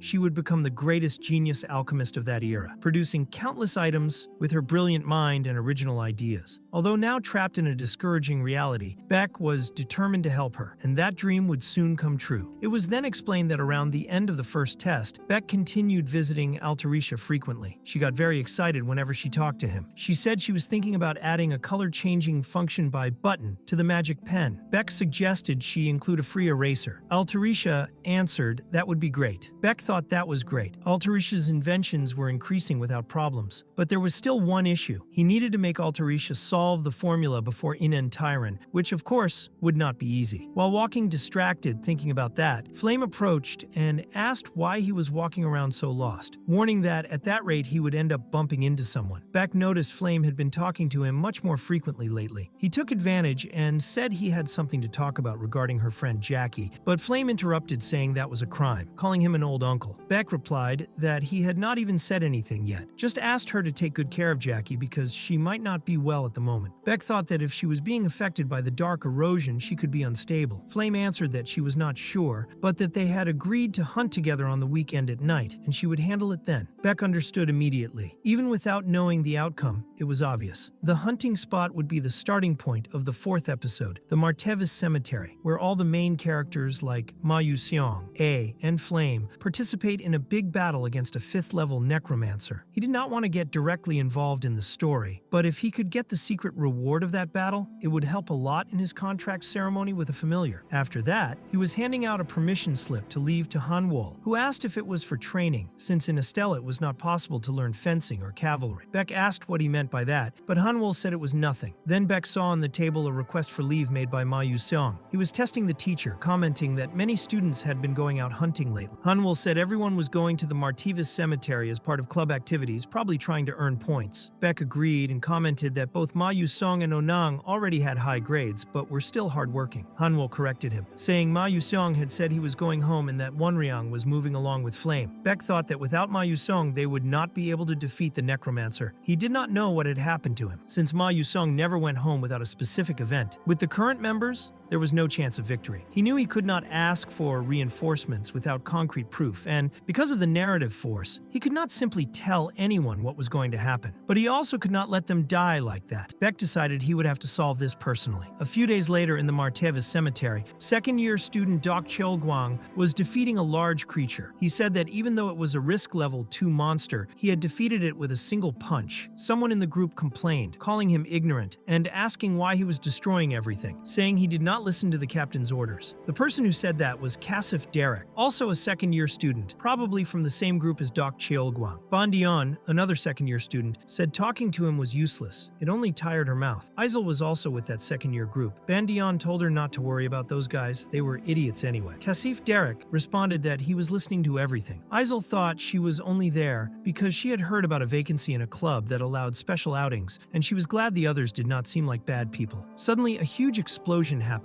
loud enough to stop everyone. Aiselle got scared and asked what that noise had been. Cheolguang said there must be someone fighting nearby, so Ban said it was better to warn everyone not to invade other groups' hunting grounds. Kasif agreed, saying that really was the best thing to do. When they got closer, Aiselle realized who was fighting, Hongbion and Flame, who seemed to be in direct confrontation. She wondered why exactly they were there. Hongbion said she had taken down the first predatory fish, but Flame replied that was nonsense. The monster was in the area where they were hunting, so the credit belonged to her group. Aiselle was confused because if it really was a predatory fish, she had heard it was a level 3 risk monster and extremely rare to find. Apparently, they were fighting over the hunting performance. If she got involved, it could become a general mess. And besides that, she did not want to run into the sister of the guy who killed her father, so she had already decided to leave as soon as possible. However, Kasif decided to get involved in the fight and suggested that instead of arguing, they should solve the problem by talking talking to a veteran, but both told him to shut up at the same time. Kasif was outraged and asked how they dared to speak like that to a veteran. Then Hongbian replied that being a veteran also required decent behavior. Suddenly, everything started shaking, the ground cracked, and corpses began to rise. They were undead skeletons. Meanwhile, Beck was hunting alone and noticed that his skills were evolving, both in experience and attributes. He thought he wanted to be able to use magic soon, because Blink, as it was, seemed completely useless in that situation. But he knew it was almost time for him to appear. Then he found the specific tombstone he was looking for. Beck did not have overpowered skills like Ma Yusong to wipe out the army all at once, nor overwhelming strength. He only had one option to survive. He needed to fight like a real player. Episode 4, the Necromancer's attack, was about to start. In front of him was the Skeleton General, a sub-boss level monster commanding hundreds of skeletons on the battlefield. He appeared 3 times in this episode. If he fought the General normally, at the current level, Beck would die instantly. But he did not plan to fight normally. He started punching the Skeleton General until he was thrown back into the ground, telling him to go back because no one had called him. Beck thought that in stories like this, when a creature is summoned or transforms, the golden rule is to watch silently. But that did not mean he was going to follow that rule. He destroyed so many skeletons by punching that he ended up making a staff with their spines. Now the Skeleton General's command was under his control, so it was time to go to the battlefield. At that moment, the veterans group, along with Flame,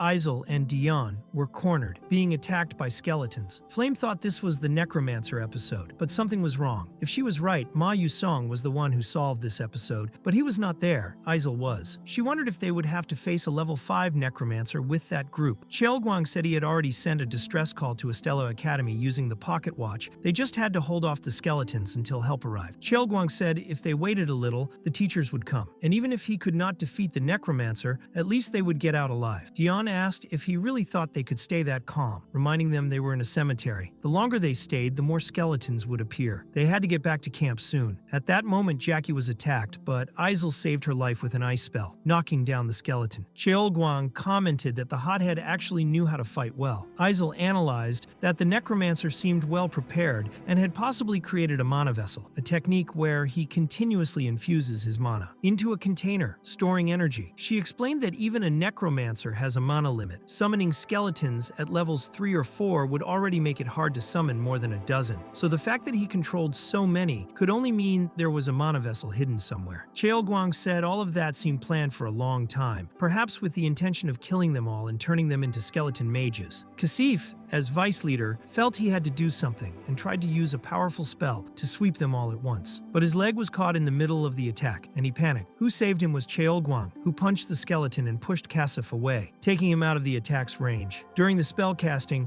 a magic ricochet happened, and a big explosion hit everyone, including the allies. Many people were knocked down, and Flame was one of the few who stayed standing. She thought she had reached her limit. The situation was bad. Her mana was almost gone, and she had no time to recover. Also, there were many enemies. When another skeleton charged at her, she thought she would probably die there until suddenly the skeleton stopped. Actually, it was not just him. All the others stopped too. Behind the army was Bayek, and Flame wondered how he had gotten there. She also wondered if the one next to him was the Skeleton General. The Skeleton General was much stronger than a common skeleton and should be escorted by elite skeletons. She wondered if Bayek had captured him alone. She could hardly believe it, but at least now there might be a chance to survive. Indeed, Beck had saved everyone. Now, all of them were standing, healing, and experimenting. Aiselle asked how he had gotten the head of the Skeleton General. Beck said he took it from a bone soup and thought there was no need to mention that he had camped at the place where the general was to be summoned. Still, he said they needed to come up with a plan, and fast. If the Necromancer started ignoring the Skeleton Generals and controlled them directly, they would be doomed. Cheolguang asked if the rookie had a plan. Beck explained that on the way there, he saw the Necromancer had also taken control of the base camp surroundings, making it practically impossible to escape the siege. The only way out was to defeat the main body,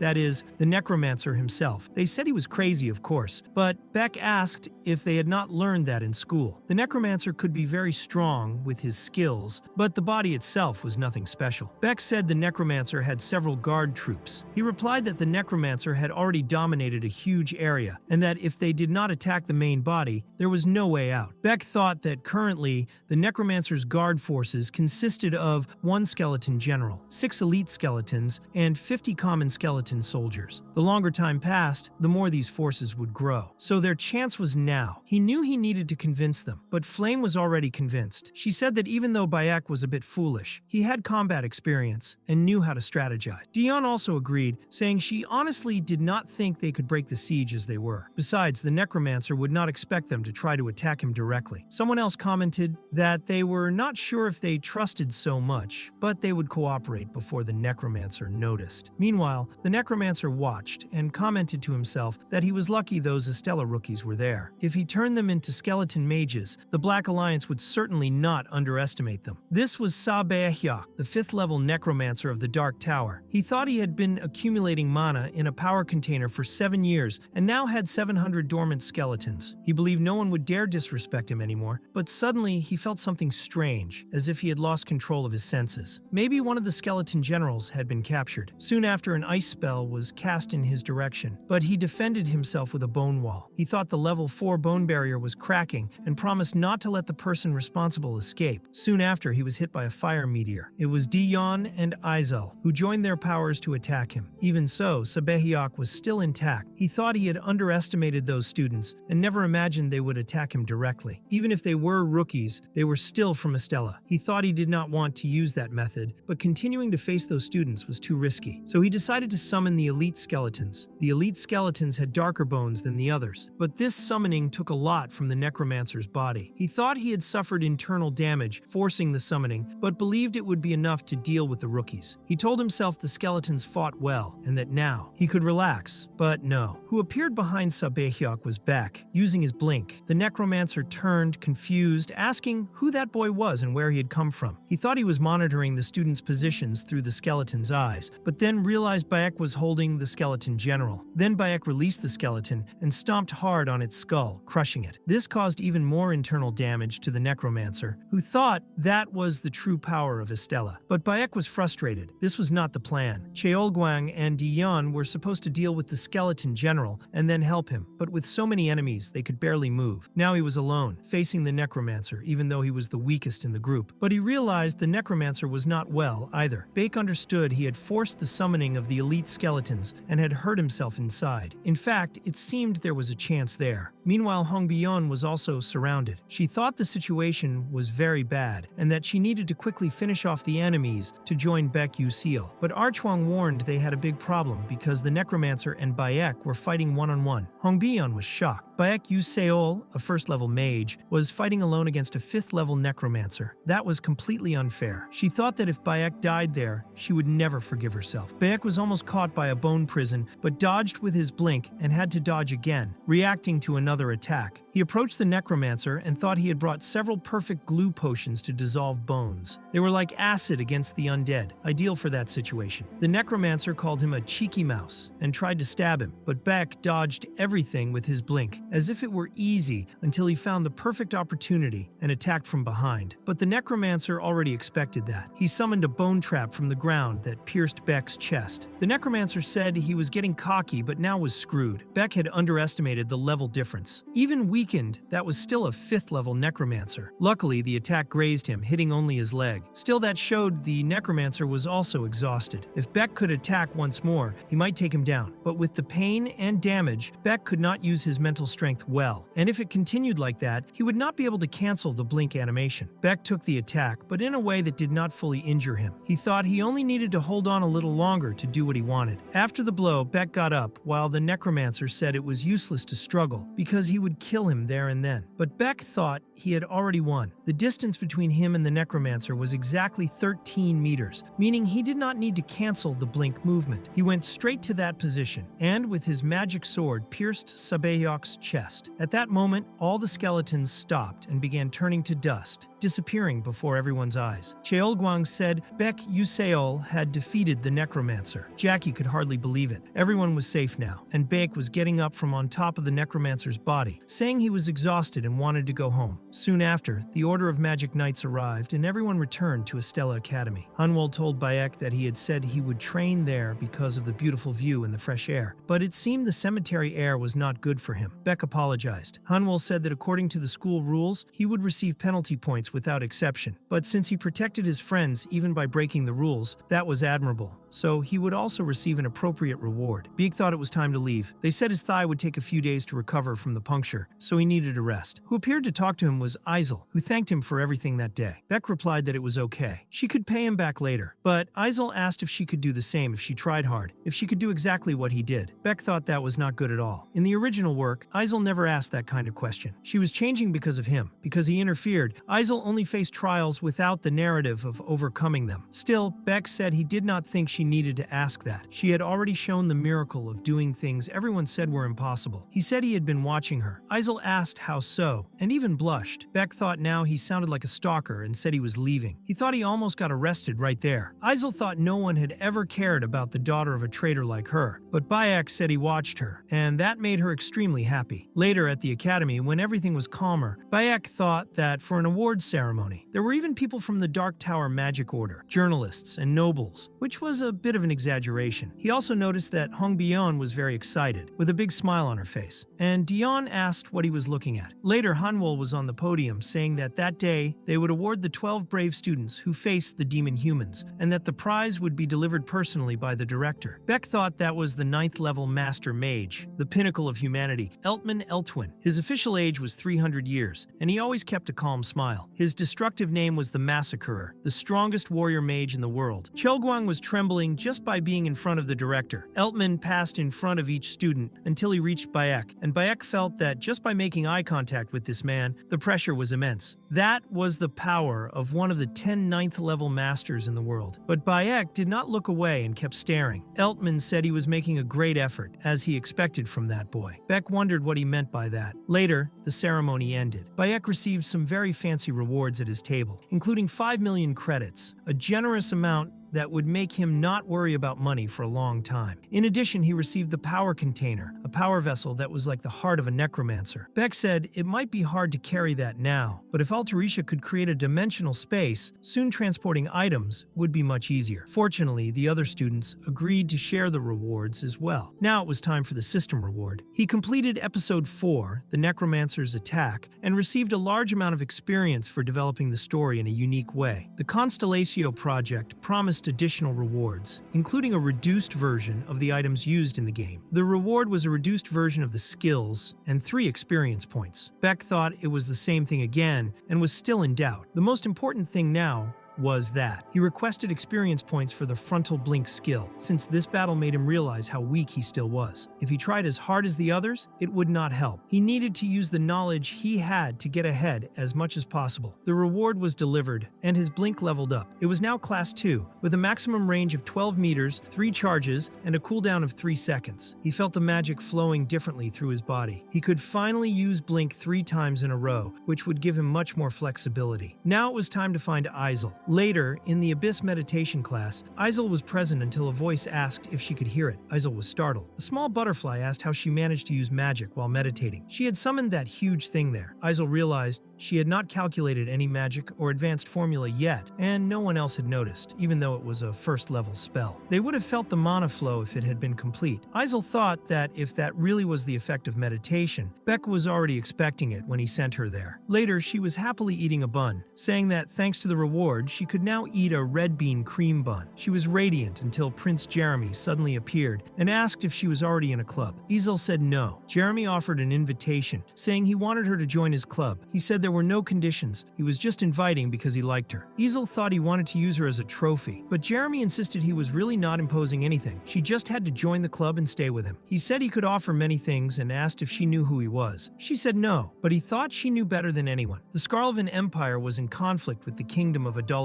and with the power of Heir Jeremy, her hard life would be over. She would no longer need to be happy with a cheap bun, nor endure the humiliation of being called the daughter of a traitor. Suddenly, Flame appeared and slapped Aiselle's face, saying she was a disgrace. She said she liked her, that she would stay with her, and now she was trying to seduce another guy. Flame pulled Aiselle away, saying they needed to talk. It was just a facade to get her away from Jeremy immediately. Flame said that almost ended badly and asked Aiselle to just be grateful. If she had refused without reason, that guy would torment her for the rest of her life. Then Flame apologized for hitting her and left. Aiselle wondered what all that had been about. Flame also wondered if she had done the right thing. If Aiselle had followed the original path and joined that club, she would have been completely destroyed by Jeremy. She was trying not to interfere with the original story, but looking at Beck Aiselle, she realized maybe it was not so bad. He interfered much more than she did. She only hoped he had not found out she lied to Jeremy. Later, in the luxurious office, Jeremy knew exactly who she was. He said he even found Flame cute and that she told a little lie just to get away right in front of him. That only made her more interesting than Aiselle. He stated that he wanted her. In the next class, with Hanwol, he explained they would start a combat simulation against monsters. The target would be a level 3 risk monster, medium-sized, more challenging than any faced in previous simulations. The method was simple. The teams would have to defeat a monster using a direct strategy. Each team would choose a medium-sized monster to face and would have time to train against it. They would need to go to Estella's capsule, choose a terrain, and hunt a monster that fit their style. Classes A and S would practice together. The final evaluation would be in 4 days, with teams of up to 6 people. Aiselle thought she really hated teamwork. Meanwhile, Princess Hongbiyeon was surrounded by people, being the most desired. Aiselle was always overshadowed. She thought that before the Adolavite kingdom destroyed her family, her friends also gathered around her like that. They both had the same starting point. One was from the Ice Morph house, and the other from the Adolavite royal family. When these families ruled the magic world, they always confronted each other. The two talented children born in these clans were Hongbiyeon and Aiselle. Aiselle thought that back then she believed she was the chosen one, but now she wondered if she could really get revenge on the Adolavite kingdom. That was when Beck approached, asked if she was alone, and said she could be his partner. Hongbiyeon soon noticed Beck Aiselle approaching, and of all people, her. Beck explained that there was a minimum number of participants, so they could form a duo and still earn extra points for a smaller team. Aiselle asked if he was crazy. How were they going to face a level 3 monster, just the two of them? Beck asked if she accepted or not. She answered that she accepted after all. She had no one else to team up with.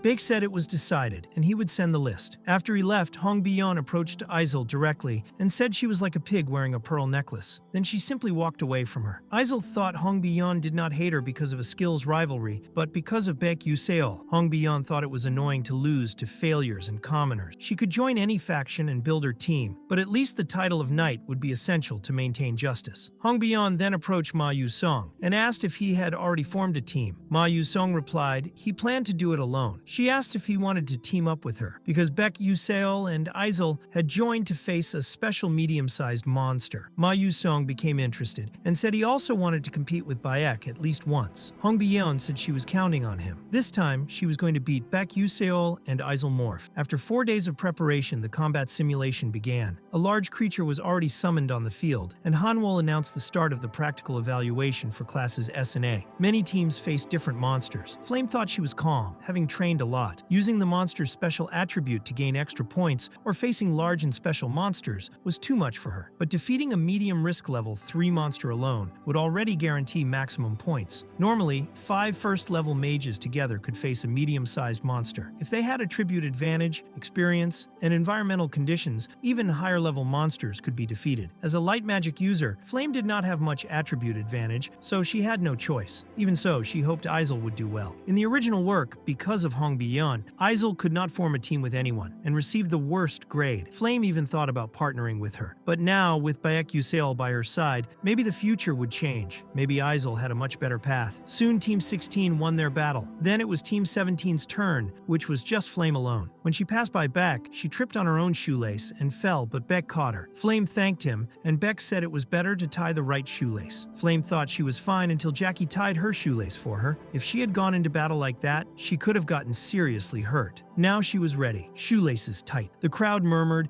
asking if she would face all that alone. The monster was the mountain giant, without special weaknesses or elemental vulnerabilities. Team 17's evaluation began. The creature, a huge boar, charged forward. Flame used Whisper of Petals, carried by the wind, creating roots that held the monster's body. Then she used matter transmutation on the roots themselves, preparing the ground for the final strike. To finish, she cast a magical light circle spell, and when the creature was about to hit her, the spell was already complete. A beam of concentrated light pierced the creature, leaving a huge hole in its body. Everyone was impressed. Flame alone defeated a medium-sized monster that even 5 people together could not beat. She thought it was finally over, until she saw something that shocked her. Team 31 was made up of Ma Yuseong and Hong Bian. Everyone was impressed with the princess. But Flame wondered why Hong Bian was with Ma Yuseong and not with someone from her own faction. By the rules, they should not even have any connection. She wondered what kind of combination that was. The summoned creature was a water demon fish, an extremely rare special medium-sized monster. They went off the common path to hunt that being, which was really impressive, as expected from the greatest genius and the princess. But this was not just about special monsters. The attributes of Hong Baiyan and Ma Yuseong were fire, earth, and lightning. The demon fish was water type, naturally resistant to fire, and could also fly. It was the perfect opposite, not only for Hong Baiyan, but also for Ma Yuseong. They were aiming for high points not only because of the monster's difficulty, but also because they faced a great attribute disadvantage. That grade would only be truly exceptional if they managed to win. When the fight started, the water demon fish was really flying, and soon the two began their strategy. Everyone was shocked by what happened. The knight was behind the bishop, but Ma Yusong used his special jump. Cheolguang commented that the jump was impressive for a first-year student, but Dion said it was not enough to reach a monster like the water demon fish. Still, Yusong's jump allowed momentum in mid-air, and no one there yet knew what they were planning. Ma Yusong used the stone floor, which was enhanced by Hong Bion's fire, like a rocket launch. That strategy was unbelievable to everyone watching. Then Yusong used the giant fist and delivered a punch so strong that it knocked down the water demon fish, even though it was a huge and heavy monster. But the combo was not over yet. Using the earth from the arena itself, he trapped the fish's body, but with extreme strength, it managed to break free. However, Ma Yuxiang had already anticipated this. It was too late because Hong Bion's spell was already complete. She took the necessary time and unleashed a laser from the sky so powerful that it began to carbonize the fish. Even with high fire resistance, the monster was feeling pain. Ma Yuxiang said it was over now and cast his spell along with hers, combining fire and lightning. The result was the complete carbonization of the water demon fish, which did not even have a chance to attack. Everyone said those two first-year students were incredible. In the audience, they were already on the same level as a third-year S-class veteran. They said that was what you called a genius. Hong Bian thought of Baek Yuseol, wondering what he would do to try to defeat her this time. She believed she had won. She thought he would never manage to do better. But Baek Yuseol surprised everyone by requesting the summoning of 5 monsters. People wondered if that was serious. A group of 5 already had trouble facing a single medium-sized monster. Now, 2 people were going to face 5? But they had already heard rumors about Baek Yuseol. 5 different monsters were summoned, all medium-sized and extremely deadly. The theoretical monster expert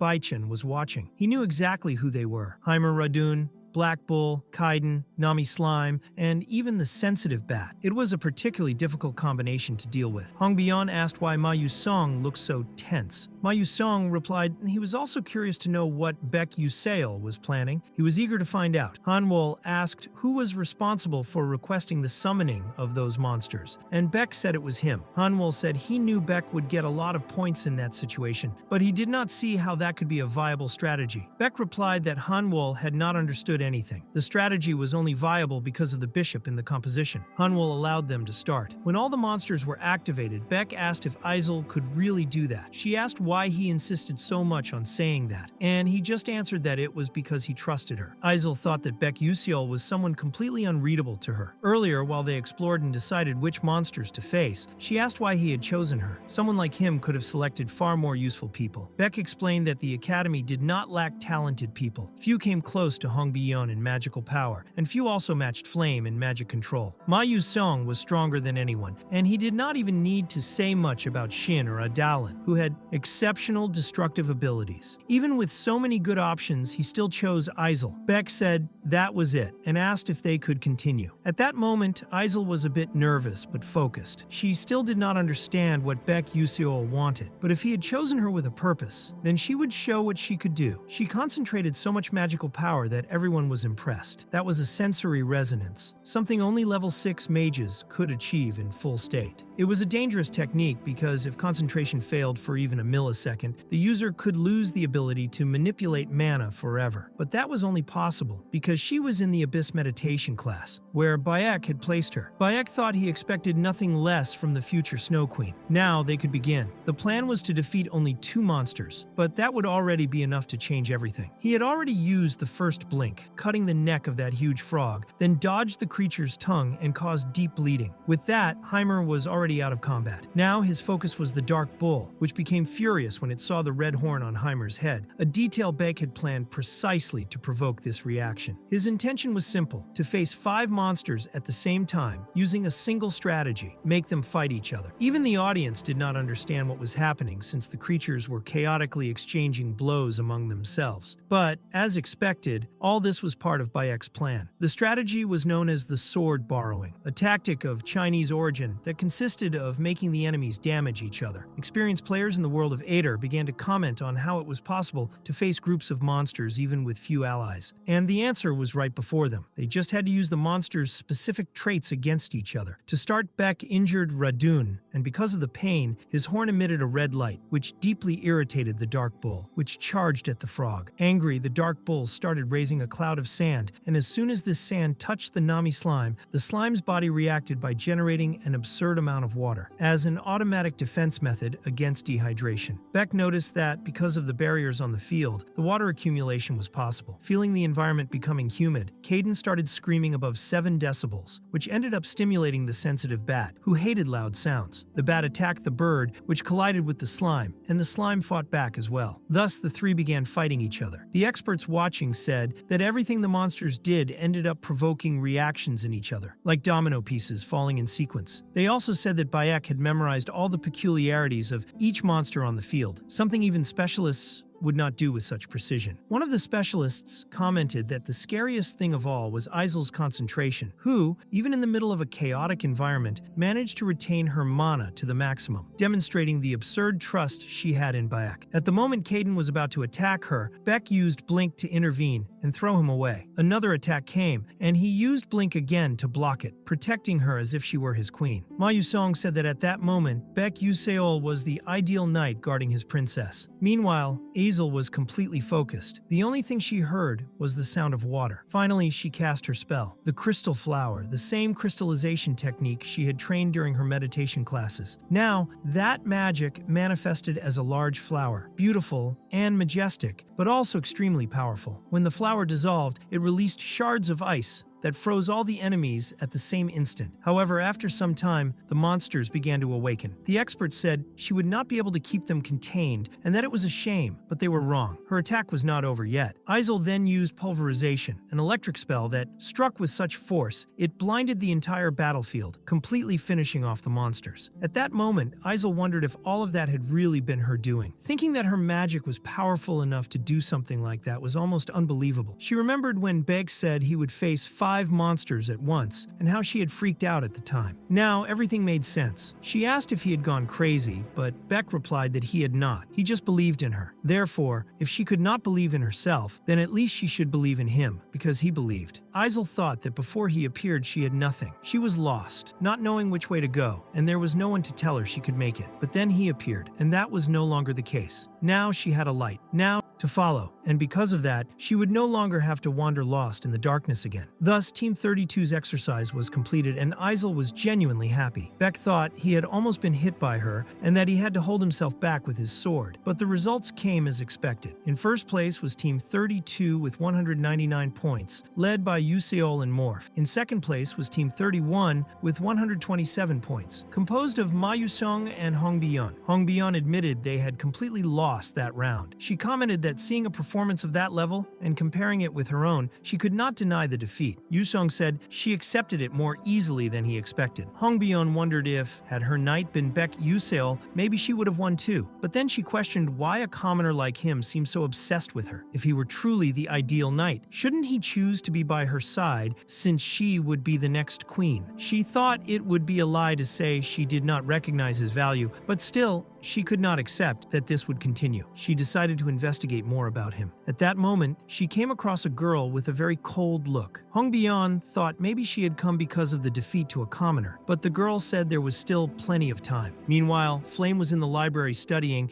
and thought something was not right. Aiselle's crystal flower should not have appeared so early. That was a magic Aiselle would only learn after facing all her difficulties and regaining her self-esteem. It would be a characteristic ability of hers, something tied to her persona, and would emerge only at the right moment in the future. Flame thought that if the story had followed the original course, Aiselle would have become increasingly reclusive. But not only did that not happen, she even used the crystal flower in front of everyone, probably all thanks to Baek Yuseol. In the original story, Ma Yuseong and Aiselle developed feelings for each other amid the world's destruction. But what if there was a part of the story she did not know? What if Baek, this insignificant character, loved Aiselle, and at the moment the world collapsed, chose to go back in time? Flame thought that choosing to go back just so his beloved could live, even if the price was being forgotten by everyone, was something much greater than anyone could imagine. Did he really feel nothing about giving up on himself for such a goal? She could not even imagine the weight of that feeling. At that moment, Beck was analyzing his own system. Episode 5, Master's mission, had been completed. He gained a large amount of experience and chose the best story advancement path. As promised, he would be rewarded with a Constellatio project and wondered if he would get the same rewards as last time. He thought his skills were already at a good level and that now it would be better to receive something to help him in the next episode. Therefore, he chose an item, the Leaf Key of Ifenels. The analysis was complete and the reward delivered. The Leaf Key of Ifenels was not a very ancient artifact, but it was a rare item, accessible only to the best players. It was the key to a place of light where spirits resided. However, to use it, he would need to leave the academy. But after the last incident, leaving alone had become much more difficult until he remembered the clubs. In the next class, he had to write a report about his own life story. After finishing it, he could finally look for a club to join. He went to the bulletin board and began to analyze. There was a rune writing club recruiting new members. There was also the spiritual chess club, a traditional sport for magic practitioners at the academy, and the foreign language book club. Beck thought that even with so many options, few clubs offered real external benefits, so he needed to think carefully before deciding. At that moment, he wondered why Aiselle wanted to know which club he would choose. She probably had not joined any yet either. He commented that she must be too busy with so many groups trying to recruit her, but also said that was obvious. Did he still remember who she was after the last test? Public opinion about Aiselle had completely changed, and she had probably already understood that. But maybe she was just pretending. Still, Aiselle replied that one thing had nothing to do with the other. It was still necessary to make a thorough analysis when choosing a club. It was at that moment that Ma Yuseong approached confidently, acting like a ladies' man toward Baek. Beck asked him to take his hand off his shoulder, but Ma Yuseong said that he had done very well on the last evaluation and reminded him that he was the one who led the incident with the necromancer. Ma Yuseong said he felt nothing but admiration for him. Beck answered that these things happen, but Ma Yuseong insisted that he was really special, someone who thought differently from others. Beck felt a little uncomfortable and said that of course he thought differently after all. He was just a commoner and needed to find other ways to rise in life, unlike Ma Yuseong, who seemed to enjoy his time well. Beck then asked what he had been doing on weekends. Yuseong replied that he had been studying, but it was clear they thought he was just trying to seem hardworking, even though he insisted that he was really studying and training. He said he had been trying to change recently. Beck was thoughtful, because that was not something that should happen so early in the story. Aiselle asked if he was training in dungeons, and Ma Yuseong confirmed, reminding that if it had not been for the young lady who took down that huge raven the other day, the situation would have been more dangerous. Beck remembered that, in the original story, Ma Yuseong joined the flame and easily defeated Wonryang, but because of the changes he caused, none of that happened. Maybe that was why Ma Yuseong had been acting strangely lately. Despite that, Beck had nothing to complain about, since both Ma Yuseong and Cheolguang would end up getting even stronger. Unlike him, their evolution could bring positive impacts in the search for the true ending. Yuseong said he was not in any club. Beck had also been too busy with everything that had happened. Ma Yuseong then suggested that they create a club together. Beck replied that he would only accept if he was prepared to meet his demands. He wanted a calm, quiet, and peaceful club that did not require private meetings, that offered health insurance, retirement,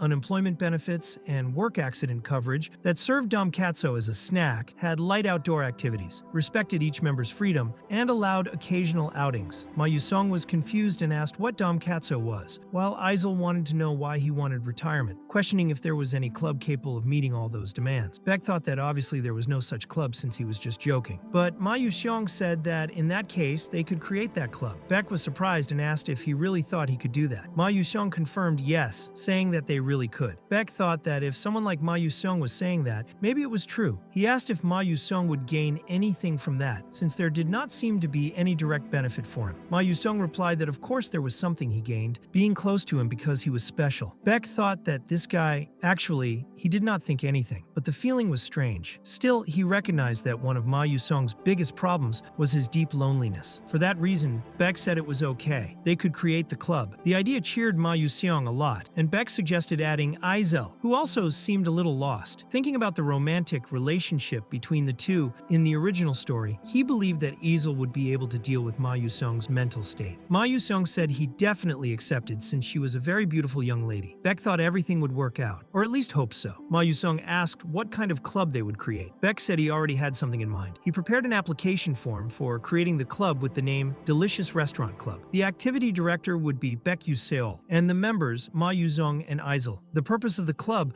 was to try all kinds of culinary peculiarities. Aiselle asked if that would really work since to receive a special activities seal they would need at least 4 members and a responsible teacher. Ma Yusong said he could solve the problem of members and the seal, but admitted that the biggest problem was finding a teacher. Beck asked if he had at least obtained permission for occasional outings, but Ma Yusong said not yet, and that the problem was that there was no decent teacher among the staff. Even so, he said he would find a way to get the seal. Beck thought that the seal was not something easy to get, but considering who was taking care of it, he would probably ask for help from one of those influential people. Later, in the main tower, when entering the vice principal's office, just seeing Ma Yusong's face, the man was completely shocked. Ma Yusong said it had been a long time since he saw his grandfather and said the chair was much more comfortable than he expected. Archihayden was suspicious and wondered what that boy was doing there. He then politely asked what brought him to his office. Ma Yusong handed over the club creation application document and asked him to sign it immediately. Archihayden replied that he would first check if the minimum requirements were met, but Ma Yusong slammed his hand on the paper and said there was no need to see anything. Just sign. Archihayden thought he could not control that boy and much less oppose him since he was the successor of that man. Then he read the document carefully, signed it, and said he already knew all about it, thanking him quickly before leaving the room. Meanwhile, Archihayden thought that, as they say, like father like son, both extremely arrogant, even though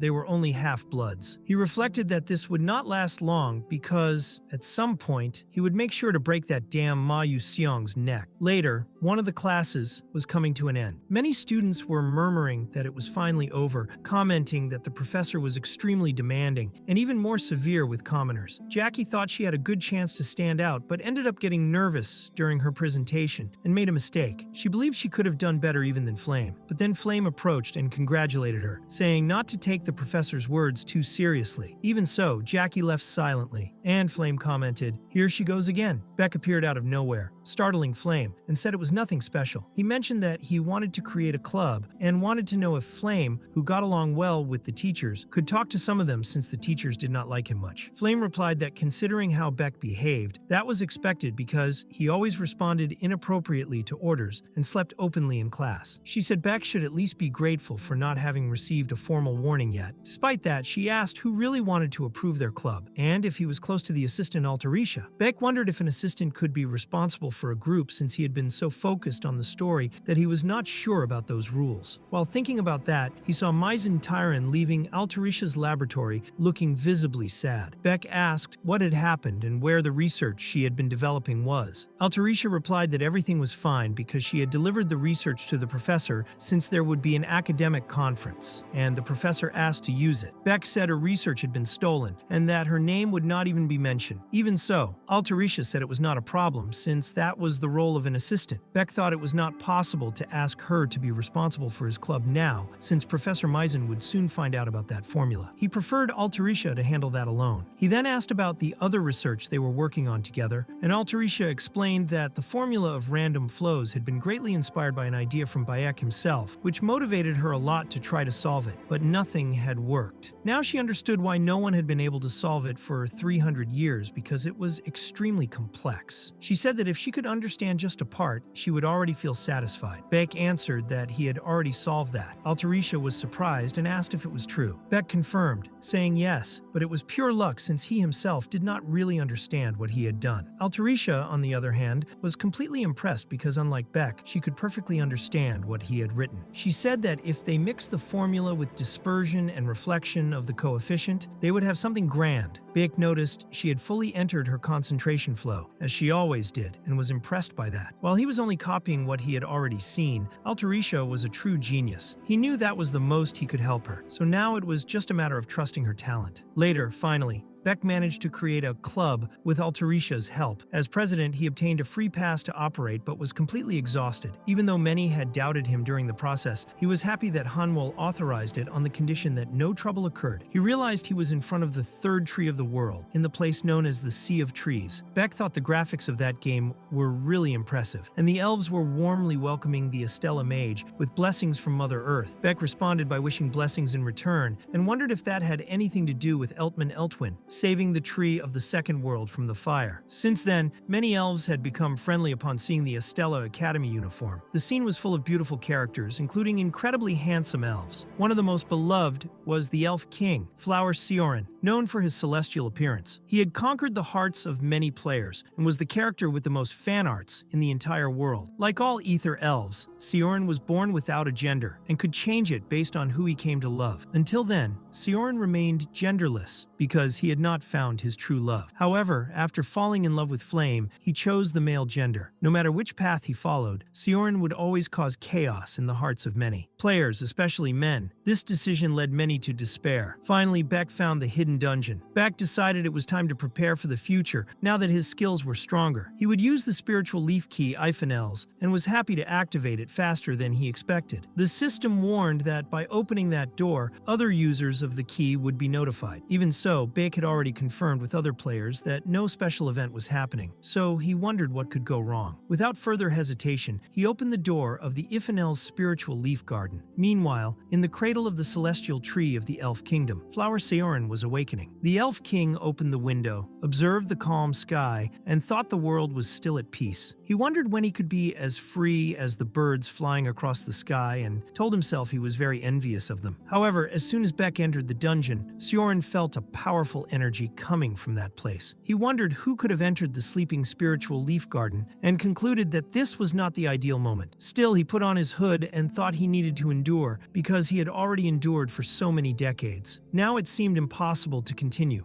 especially because the curse could be activated and drive someone insane. He needed to wait until the World Tree's birthday, which was approaching, but decided to take a look at what was happening. Meanwhile, Beck was sneezing from so much pollen in the air and still fighting roots trying to grab his feet. He knew that if he continued that battle, it would never end. So he used the firebomb he had prepared, burning that huge monstrous plant and creating a gap to use his blink. He took advantage of the space to thrust his blade right into the creature's core, earning many experience points. He thought he had finally gotten rid of the monsters and could move on to his real objective. Soon he entered the boss room of that dungeon. The scene before him was a stunning night garden. In the center was the celestial spirit Ifanels, the most mysterious existence in that world. Celestial spirits were pure souls that spent centuries cultivating until they reached true awakening and evolved into a new life form. Even in the world of ether elves, it was said there were almost no more celestial spirits left. However, the creature before him was incomplete. That woman had been interrupted at the last moment of her awakening, had her heart ripped out, and remained eternally trapped in that incomplete state. Beck approached very carefully, but still felt a huge mana pressure coming from that body. He thought that even dead, a celestial spirit was still something incomparable. However, of course, he was not going to give up. Fighting against that force pushing him down, he finally managed to get close to the celestial spirit's body. With that, his mana dissipator trait evolved and his XP increased, allowing him to breathe better. That place was the last training field left by a celestial spirit, one of the greatest mystical fortunes any mage in the world would dream of finding. It was a vein of living mana, where even simple physical training yielded hundreds of times more by directly absorbing the spirit's energy. His affinity with nature also increased enormously. In short, all that effort had been to find a true elite academy, a place like a smart fish for mages. Before anything else, he found a secret artifact, the branch of resentment. Of advanced rank, the item's description said that resentments did not disappear with time, they only grew, transforming into fury. On the first touch, it applied the resentment status on the target. On the second, the resentment exploded, causing accumulated damage over 2 days, which could last up to 3 months. If the target had risk level 6 or higher, the damage could be reduced by half. Beck thought that with this artifact, he would finally be able to face Mycen, the boss of the 8th episode. It was time to start true training. A few weeks later, Beck was already much stronger. His mana syndrome alone gave an 8% bonus in physical strength, 12% increase in total mana, and 20% improvement in senses. He thought his stats were about halfway to the 2-star ranking. There was still a long way to go, because the game's protagonists already had several attributes above rank 4. Since there was no one in the world capable of teaching him directly, he had no choice but to repeat thrusts and cuts constantly. He would have to work harder and harder, cutting flesh and bone, shedding blood and sweat until reaching a new level. Then he felt a very strong pressure on his chest. The system informed him that he had partially learned a special mana breathing technique called the Celestial Spirit Breath, but the effort was so great that he became dizzy and almost fainted. Suddenly, a voice asked what he was doing there. Even ignoring it, the voice insisted on asking if Bayek was listening. He asked where the hell that voice came from, and wondered if the celestial spirit of Iphanels was speaking to him, but he soon remembered she was dead. Iphanel said she was not dead, that she had been speaking for a long time, but he did not listen.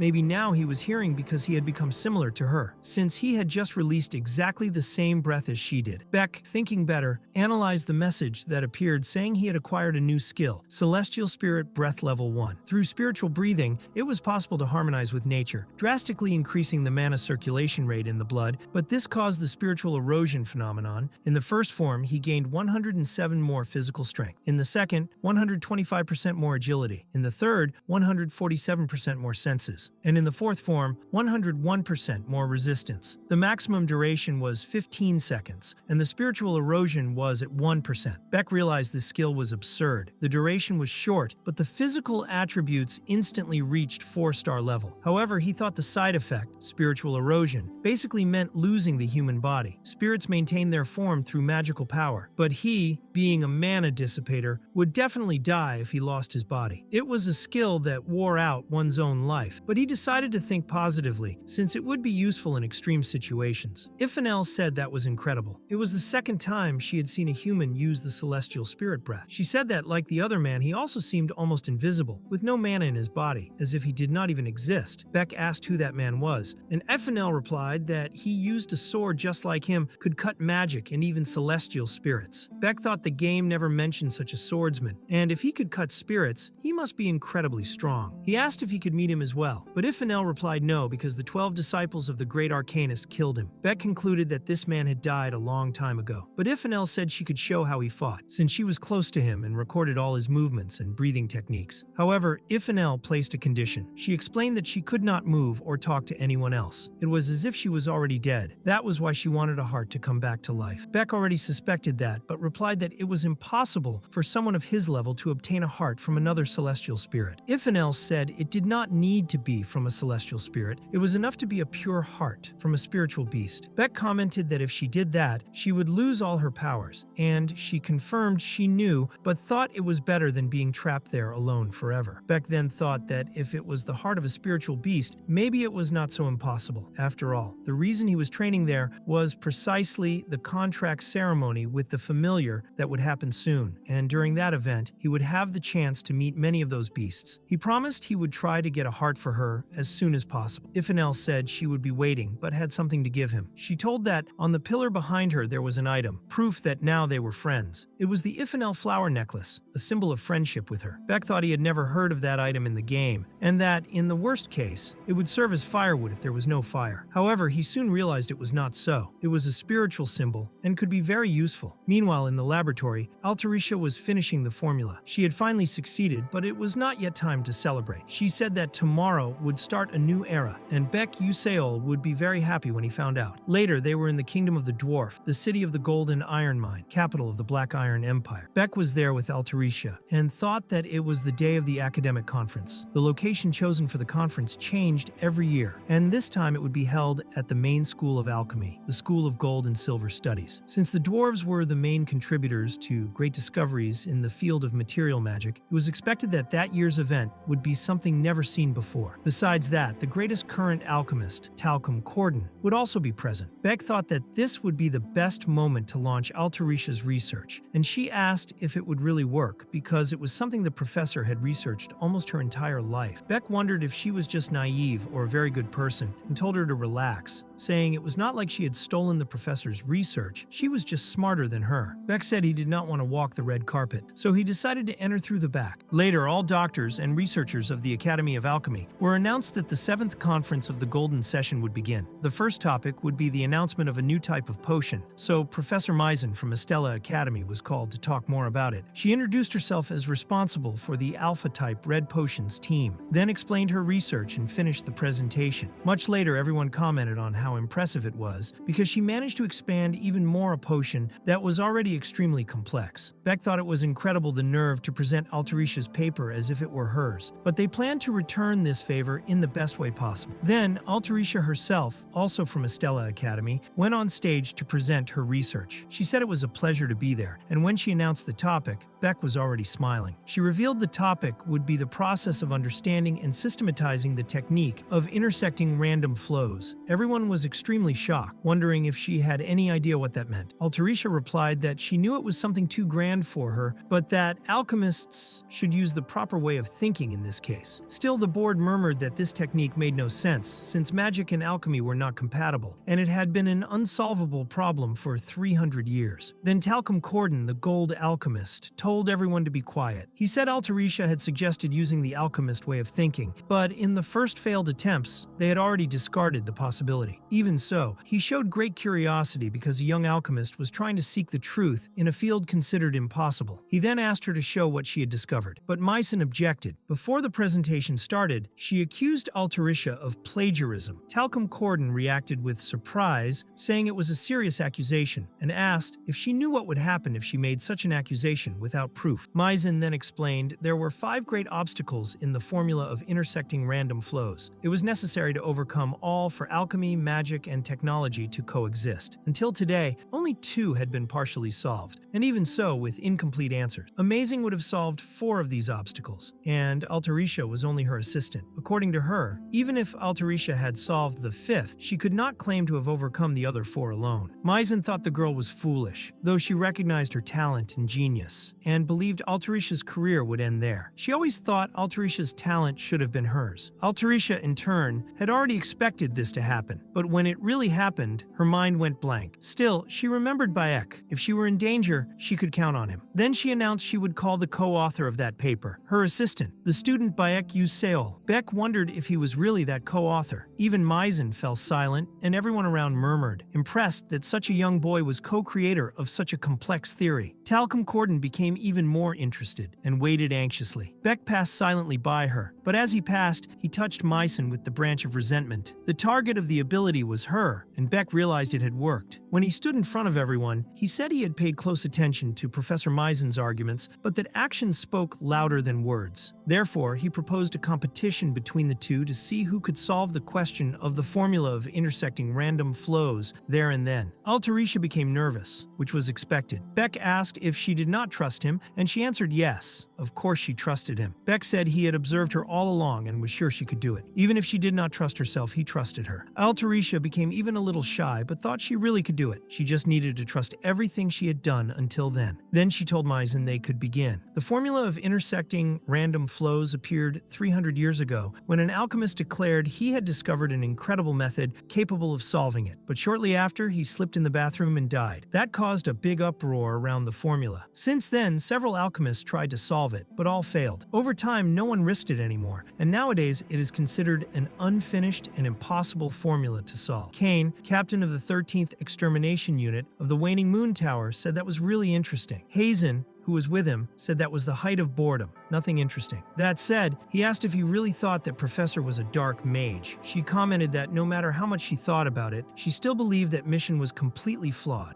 Kane did not even bother to respond. Hazen continued saying that the real problem was that he had believed everything that Old Man said. But then they saw something shocking. At that moment, the first problem of the formula had been solved, and the atmosphere in the hall changed completely. Talcum Corden said they were similar interpretations, but with slightly different perspectives. Kane thought that even so, the approach the assistant was using was more concise and clear than the professor's. In addition, even the final conclusions of both were slightly different. With the sequence started for the second problem of the formula, everyone watching was impressed. Altarisha wrote a solution that would normally require 200 lines in only 12. Beck noticed that the audience's reaction toward her was extremely positive, but he thought the real show was only beginning. Time passed, and they solved the third problem, then the fourth. Talcum Corden said that was impossible because they were really managing to solve all the obstacles of the formula. He acknowledged that Professor Misen was incredible for having managed to solve it, but the formula used by Altarisha was even more concise and deep. Aang wondered what kind of resolution method that was. Beck was becoming prouder and prouder. Until then, the most experienced alchemists analyzed each problem of the formula as an individual matter, but Altarisha did it differently. She did not see the obstacles as separate parts,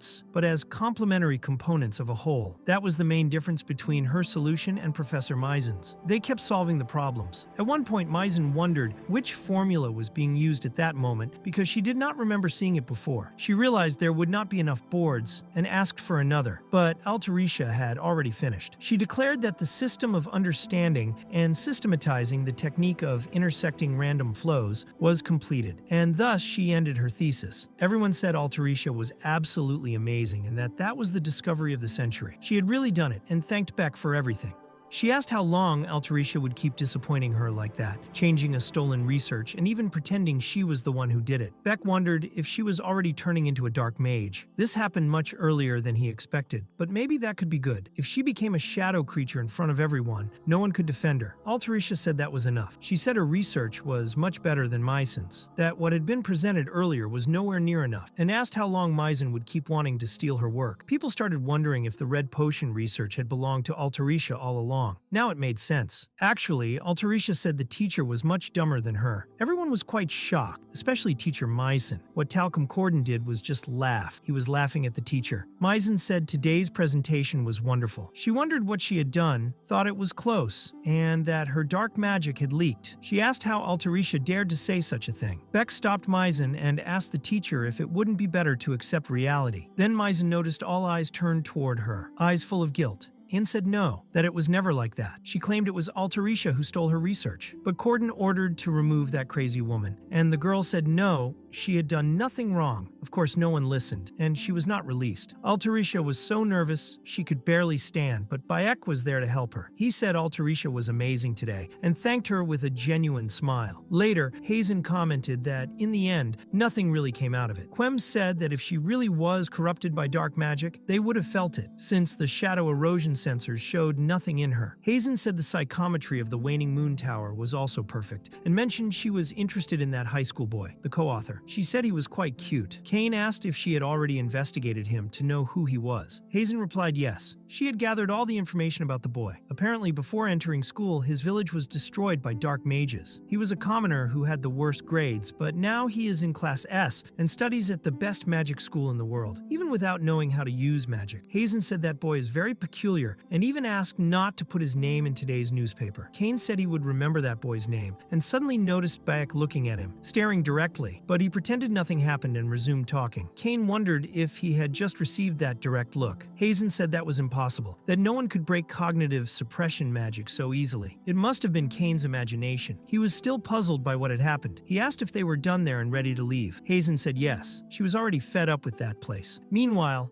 Maizen being taken away was desperate, saying that if it weren't for the damn Beck Yuseol, she would never have suffered that humiliation. A man told her to calm down. It was Layden, and said she caused quite a mess. Maizen said it was not just a small incident. Layden said it was something very dangerous, but fortunately, there was a restriction in that area. If Maizen's emotions were a bit more uncontrolled, it would have ruined all plans. Maizen just lowered her head and apologized. Layden warned he would not let this pass with a simple apology. The leader was very disappointed with her, saying she had just lost her value. He said he still had many connections and that this incident could easily cover him, so she could not be expelled. Layden ordered her to shut up and stay very quiet. The best thing she could do now was to keep her head down and act like that until further notice. Then he disappeared before her. Maizen said it was all Beck Yuseol's fault, saying that soon he would get what he deserved. Later, returning to the Estella Academy, Altarisha could barely stand because she had slept on the wagon. Beck Yuseol thought it was really a shame because he thought Maz would finally turn into a dark mage during the presentation, which could have prevented a catastrophe. However, it seemed her fate was to stay quiet until the end. Instead of losing control, he could do nothing and only had to wait. The presentation ended successfully, and the branch of Rancor was activated. Now, Beck Yuseol had only one thing on his mind: that person, whom he was sure was Keen. It was explained that the Waning Moon Tower is the most powerful troop of dark mages, an elite specially selected troop. Besides the Waning Moon, there are many other places where dark mages can be found. The leader of the best unit of the 13th Shadow Battalion is Keen. Beck Yuseol thought that if it weren't for his sixth sense, he wouldn't have even noticed his presence there. He knew why such a dangerous person was in that place, but anyway, it would be good if it was nothing serious. Then someone approached Altarisha asking for a minute of her time, and she was shocked to see who it was. It was the leader of the Star Cloud Guild, Melian. It was explained that as the game advances, the world keeps expanding, and when the protagonist becomes an adult, the number of characters also increases. Among them is one called Heart of the Howl Plain, the man who is in front of them now, Melian. Thanks to the Gold of Destinies, he was known as the richest person in that world. Even at 50 years old, his daughter was still very popular. His fame, however, was not for wealth or beauty, but because his daughter was the main villain. Taking advantage of the villain title and being a high-level elf, she disturbed the protagonist for a long time. Then the players discovered a way to make her suffer as much as possible by winning over Melian, the man she loved most, her father, marrying him, and then destroying her family. It may sound like a joke, but in the end, everyone liked the community. Beck Yuseol expected to see him, just not that he would come directly to him. He thought it was better to make a good impression on that man to prepare better for the future. Melian asked if he was the alchemist co-creator of the autistic girl, who did not reveal her identity, and if he minded saying his name. Beck Yuseol introduced himself as Beck Yuseol, Soul of Class S, first year at Estella Academy. Melian said it was an honor to meet an Estella student, and explained that the reason he came to them was to offer an exclusive contract with the Star Cloud Guild, with good conditions. He asked if they would like to take a look. Altarisha, upon hearing this, was completely shocked. The contract offered unlimited support of materials and technology, plus a large amount of money. She thought that with these conditions, she could make all the inventions she had always dreamed of. But Beck Yuseol was not very excited about the idea. Altarisha apologized and asked Melian if they could have a moment to think. Melian asked if any condition was missing and said that if they needed anything, they just had to ask to add it. Altarisha said no, the conditions were great, but she needed to talk first with one of the creators. Beck Yuseol was even surprised. Melian thought this conversation would be a bit easier. Of course, Beck Yuseol, the soul, is a genius. He solved a 300-year-old problem, but he is still a student. Altarisha said that Beck Yuseol could also take a look at the contract. Melian thought that no matter how brilliant a mage or alchemist is when it comes to business, he is still just a child. He asked if he was sure he wouldn't refuse, but Beck Yuseol refused, leaving Melian completely shocked. He asked if he could know the reason and said that if he didn't like something, they could change it. Beck Yuseol thought having a contract with the best guild in the world was really something great. However, aside from Melian's excellent work in business, he had a habit of never letting go of everything he had, not even dying. Since he was a negotiator, any technology he put his hands on would be mass-produced. Considering the overall performance and a large number of high-level buyers, many mages would be left without equipment. The technological advancement would be reduced to commerce only, becoming accessible even to dark mages. Many players got rich following this path, but did not have a good ending. Beck Yuseol said he did not care about the conditions, he just didn't want an exclusivity contract. His technology was made using magical engineering and alchemy, good not only for everyday life, but also for creating equipment for mages. He wanted this technology, or rather this item, to be used by mages regardless of their class. Melian said his dream was quite big, and it was good to be ambitious. But for dreams to come true, money was needed. Beck Yuseol said he had already contacted several investors, including Melian himself. Melian then asked if he wanted to make a deal with everyone, including him, and said that if that happened, he wouldn't offer such good conditions. Beck Yuseol said that, honestly, the conditions caught his attention, but what he really wanted was to give value to the item. They needed to boost the sale of the items, but the luxury items, which are harder to produce, would be exclusive to the Star Cloud Guild. After all, it is a brand,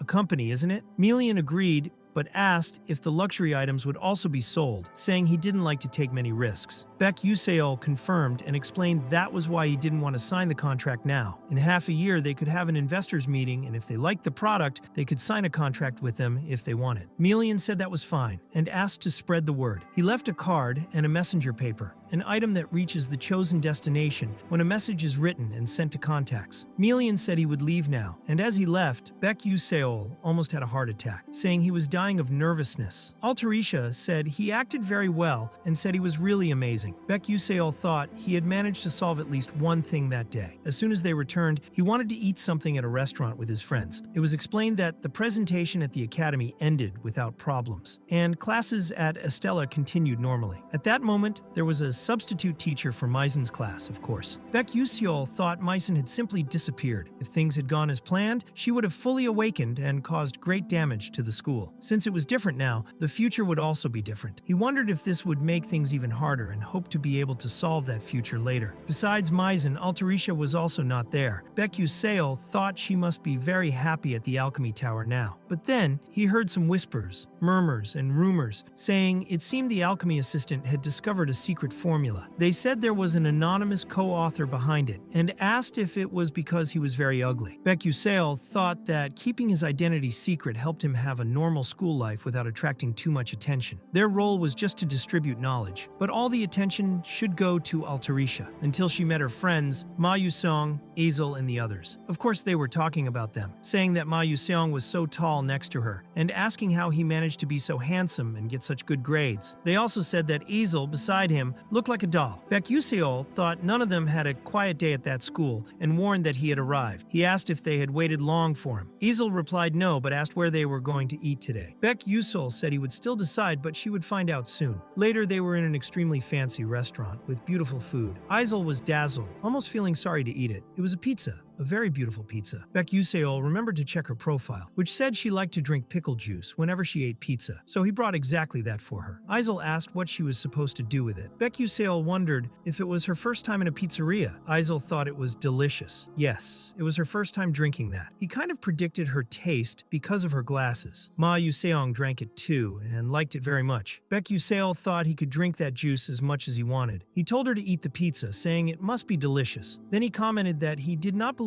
some people ate pizza with a fork and knife because it was much better with hands. Aiselle said that was a bit rude, but Ma Yusong went and tried. When Aiselle tried, she realized it was really much better and was amazed. Now she was a pizza fan. Beck Yuseol asked if she liked it. She said no, but he said yes, that it was really delicious, and she even got emotional. Beck Yuseol said they would come back many times, all together of course. Meanwhile, outside, something very strange was happening. The next morning, they tried to pass the gossip to Flame, but she said she had already heard it. She thought it was probably about the rumor of Altarisha, who solved the magic coordinates technique. However, she knew the truth. The one who did it was Beck Yuseol, the soul. She wondered how he had managed that, if he surely paid the price for going back in time and forgot most of his memory but still remembered this, or if he was just very intelligent. Until Jeremy went to meet Flame and asked if she was going to join his group this time. Flame asked why she should go with him. Of course, she did not want to and told him to look for another girl and not mess with her anymore, but Jeremy already expected that. He knew she was playing hard to get. Later, she was reading the official notice about the portal, in which first-year students must choose which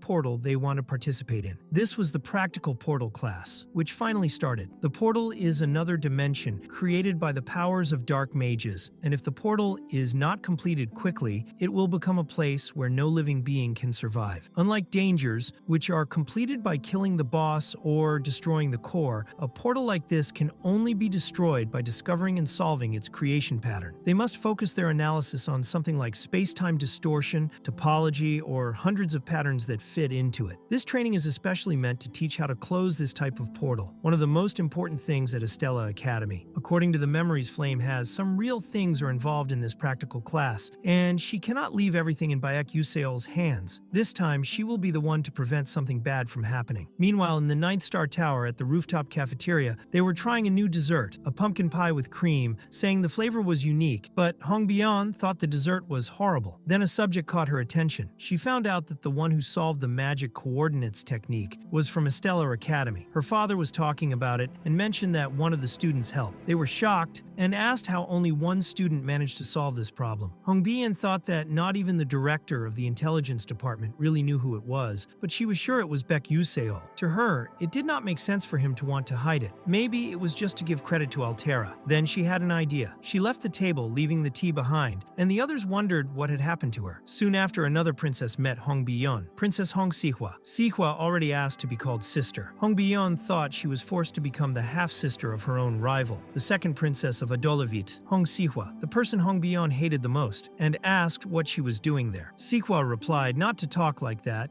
she also had a commitment there. Sihua heard that a very interesting commoner appeared among the first-year students, a commoner studying cavalry, something that no longer exists in this world. From Hong Bian's reaction, it was clear she was also interested in the boy, a knight, someone who would sacrifice his own life for a princess, and Siwa wanted Hong Bian to introduce him to her. Hong Bian said she did not want to, that Siwa should do it herself. Siwa said Hong Bian was stubborn, that she was not like that before, and asked if it was because her older sister had died. Hong Bian felt hurt, but just left it to God. Siwa thought maybe she had been too harsh with the girl this time, and just wanted to know if she still thought about her older sister. Suddenly, another person approached the princess. He was delivering an information document about Beck Yuseol that Siwa had requested, along with a copy of the classes he attended and his life history. Siwa never imagined she would finally get some useful information about that boy, and remembered one of his classes. Reading a letter from Beck Yuseol that talked about his dear mother, Siwa found it even cute, and asked if he was still a child. About a minute later, she started shaking emotionally and was crying. She thought she had never really reflected on poor people. Even living like that, he kept chasing his dreams of becoming a knight, and his homeland was destroyed by dark mages. She felt very sorry for Hong Bian, but became very interested in that boy, the one named Beck Yuseol. Finally, on the day of the practical portal class, the groups were gathered. It was explained that from then on, the practical class with the first-year students would begin, and they were asked to enter the portals. The students commented that it looked like the real portals shown in books, and were nervous. Beck Yuseol thought it was finally starting. As a reward for completing the Academy conference, the portal analysis function was activated for him. That would be enough for now, and he could continue increasing his attributes. At least, that was what he thought. The mage responsible for the portals said that the students of Portal C7 could go through. Beck Yuseol thought then the girls would go together. Each portal in the practical class could have between 4 to 18 people, allowing cooperation to complete the portal. The first-year students at the Academy were at least rank 2, and the practical class portal had risk rank 3, so it would not be easy. The C7 portal had a maximum capacity of 16 people. It was a pity that Ma Yusong and Wanriang were not there, but with Flame, Hong Bian, and Aiselle, everything would be fine. Anyway, he was not going to get involved in the battle against the boss. The only thing he wanted was the secret reward, the enchanted tree leaf. After passing through the portal, they were welcomed at the Aheron's ball, where it seemed a maid greeted them, saying she had prepared clothes and shoes for everyone. Hong Bian wondered since when there was a setting like that inside a portal, thinking there was no time for that. They needed to analyze the portal and find out how to complete it, because an extremely complicated formula appeared, even though they were first-year students. The maid warned that it was almost time for the banquet, and that they needed to hurry. Hong Bian asked what she was talking about, and how she could do that. She thought it was impossible for an NPC of that type to be inside the portal.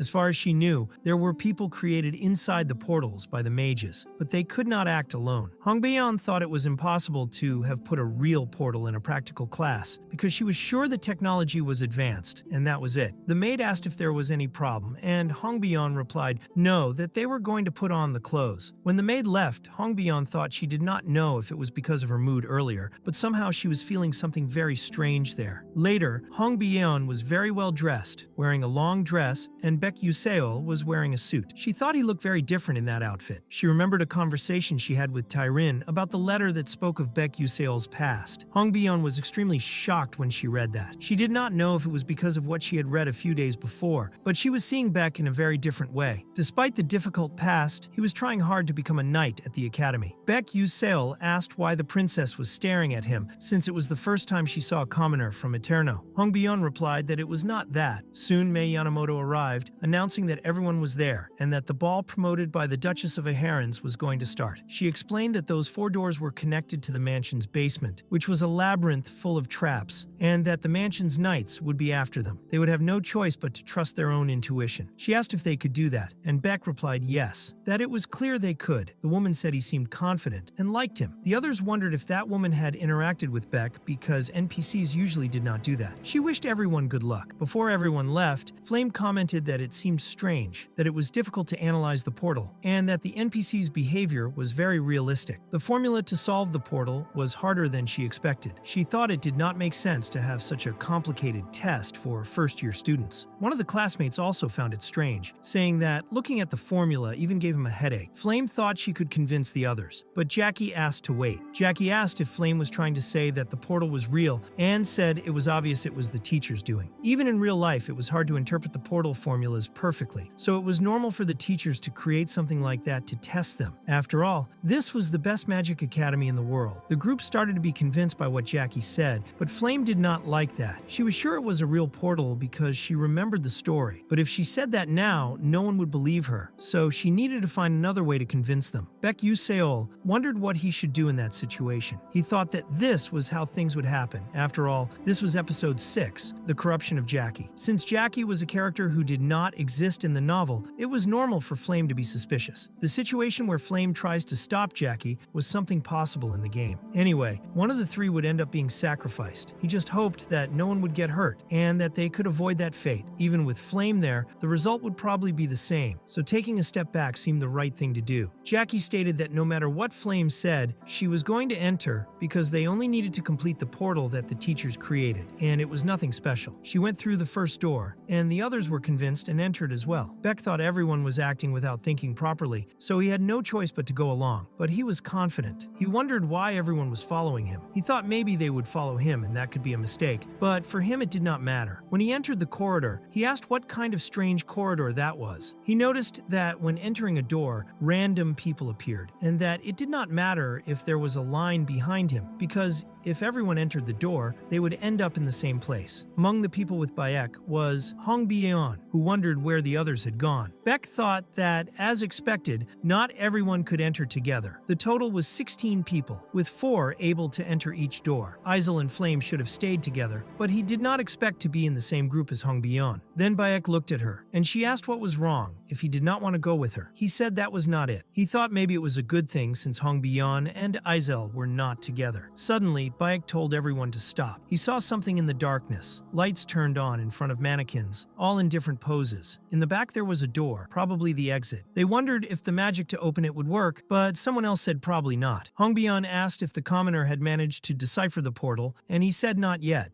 She thought of course not, that you could not expect much from a commoner like him. Beck said that although not yet, he had an idea of how to get out of there, and she was impressed. He explained that the mannequins' movements were different. They seemed to be dancing the same kind of music, and asked if she knew what dance it was. Hong Byeon answered yes, it was Serena's death hacking. According to the story, it was the last dance she did before the tragedy that caused her death. Beck asked if she knew how to dance. Hong Byeon asked if that was really true. Observing carefully, they realized there was a sequence of movements in the mannequins, and the empty spaces in the hall needed to be completed by them. After a while, the girls took their positions, and Bayek was last. The door opened and they ran through the corridors until they faced another challenge. It was a hall with several knight armors. At first, analyzing, they did not find much, but Bayek Yuseol noticed symbols on the floor. He said that this time, the mannequins were just a distraction, and that the clue was on the floor itself. It seemed they were dancing on the floor, and looking carefully, it was possible to see several little figures making some movements. It was Serena's tango. Then they repositioned the little squares, so the dance was correct, in the proper order of steps and movements. After that, they ran again through the corridors. Hong Byeon thought Bayek was different. She learned she should change the perspective and how people see things, but never never imagined it would make such a difference. She thought he was deciphering all the doors so quickly it was strange. Strategy, decision power, and observation. She wondered if he really was a first-year student. It seemed Beck knew that place inside out. The only thing she knew about him was that he had lost his family. But other than that, the boy was a mystery. She had never heard of his homeland, which, according to what he wrote, was destroyed by dark mages. Usually, commoners do not have such general knowledge, but he was better both mentally and physically than anyone else. It was strange that he had survived after a battle against dark mages. Maybe that was why he was different from most other students. Everyone wanted good grades, but no one made much effort or even studied properly. Hongbian stopped to think about why Bayek worked so hard. That is all from this work for today, everyone. I hope you liked it. I rewrote the entire work because it started in first person. Anyway, now it is all more optimized and better. I hope you liked it. Leave a like and subscribe to the channel because it is extremely important. See you next time. Bye.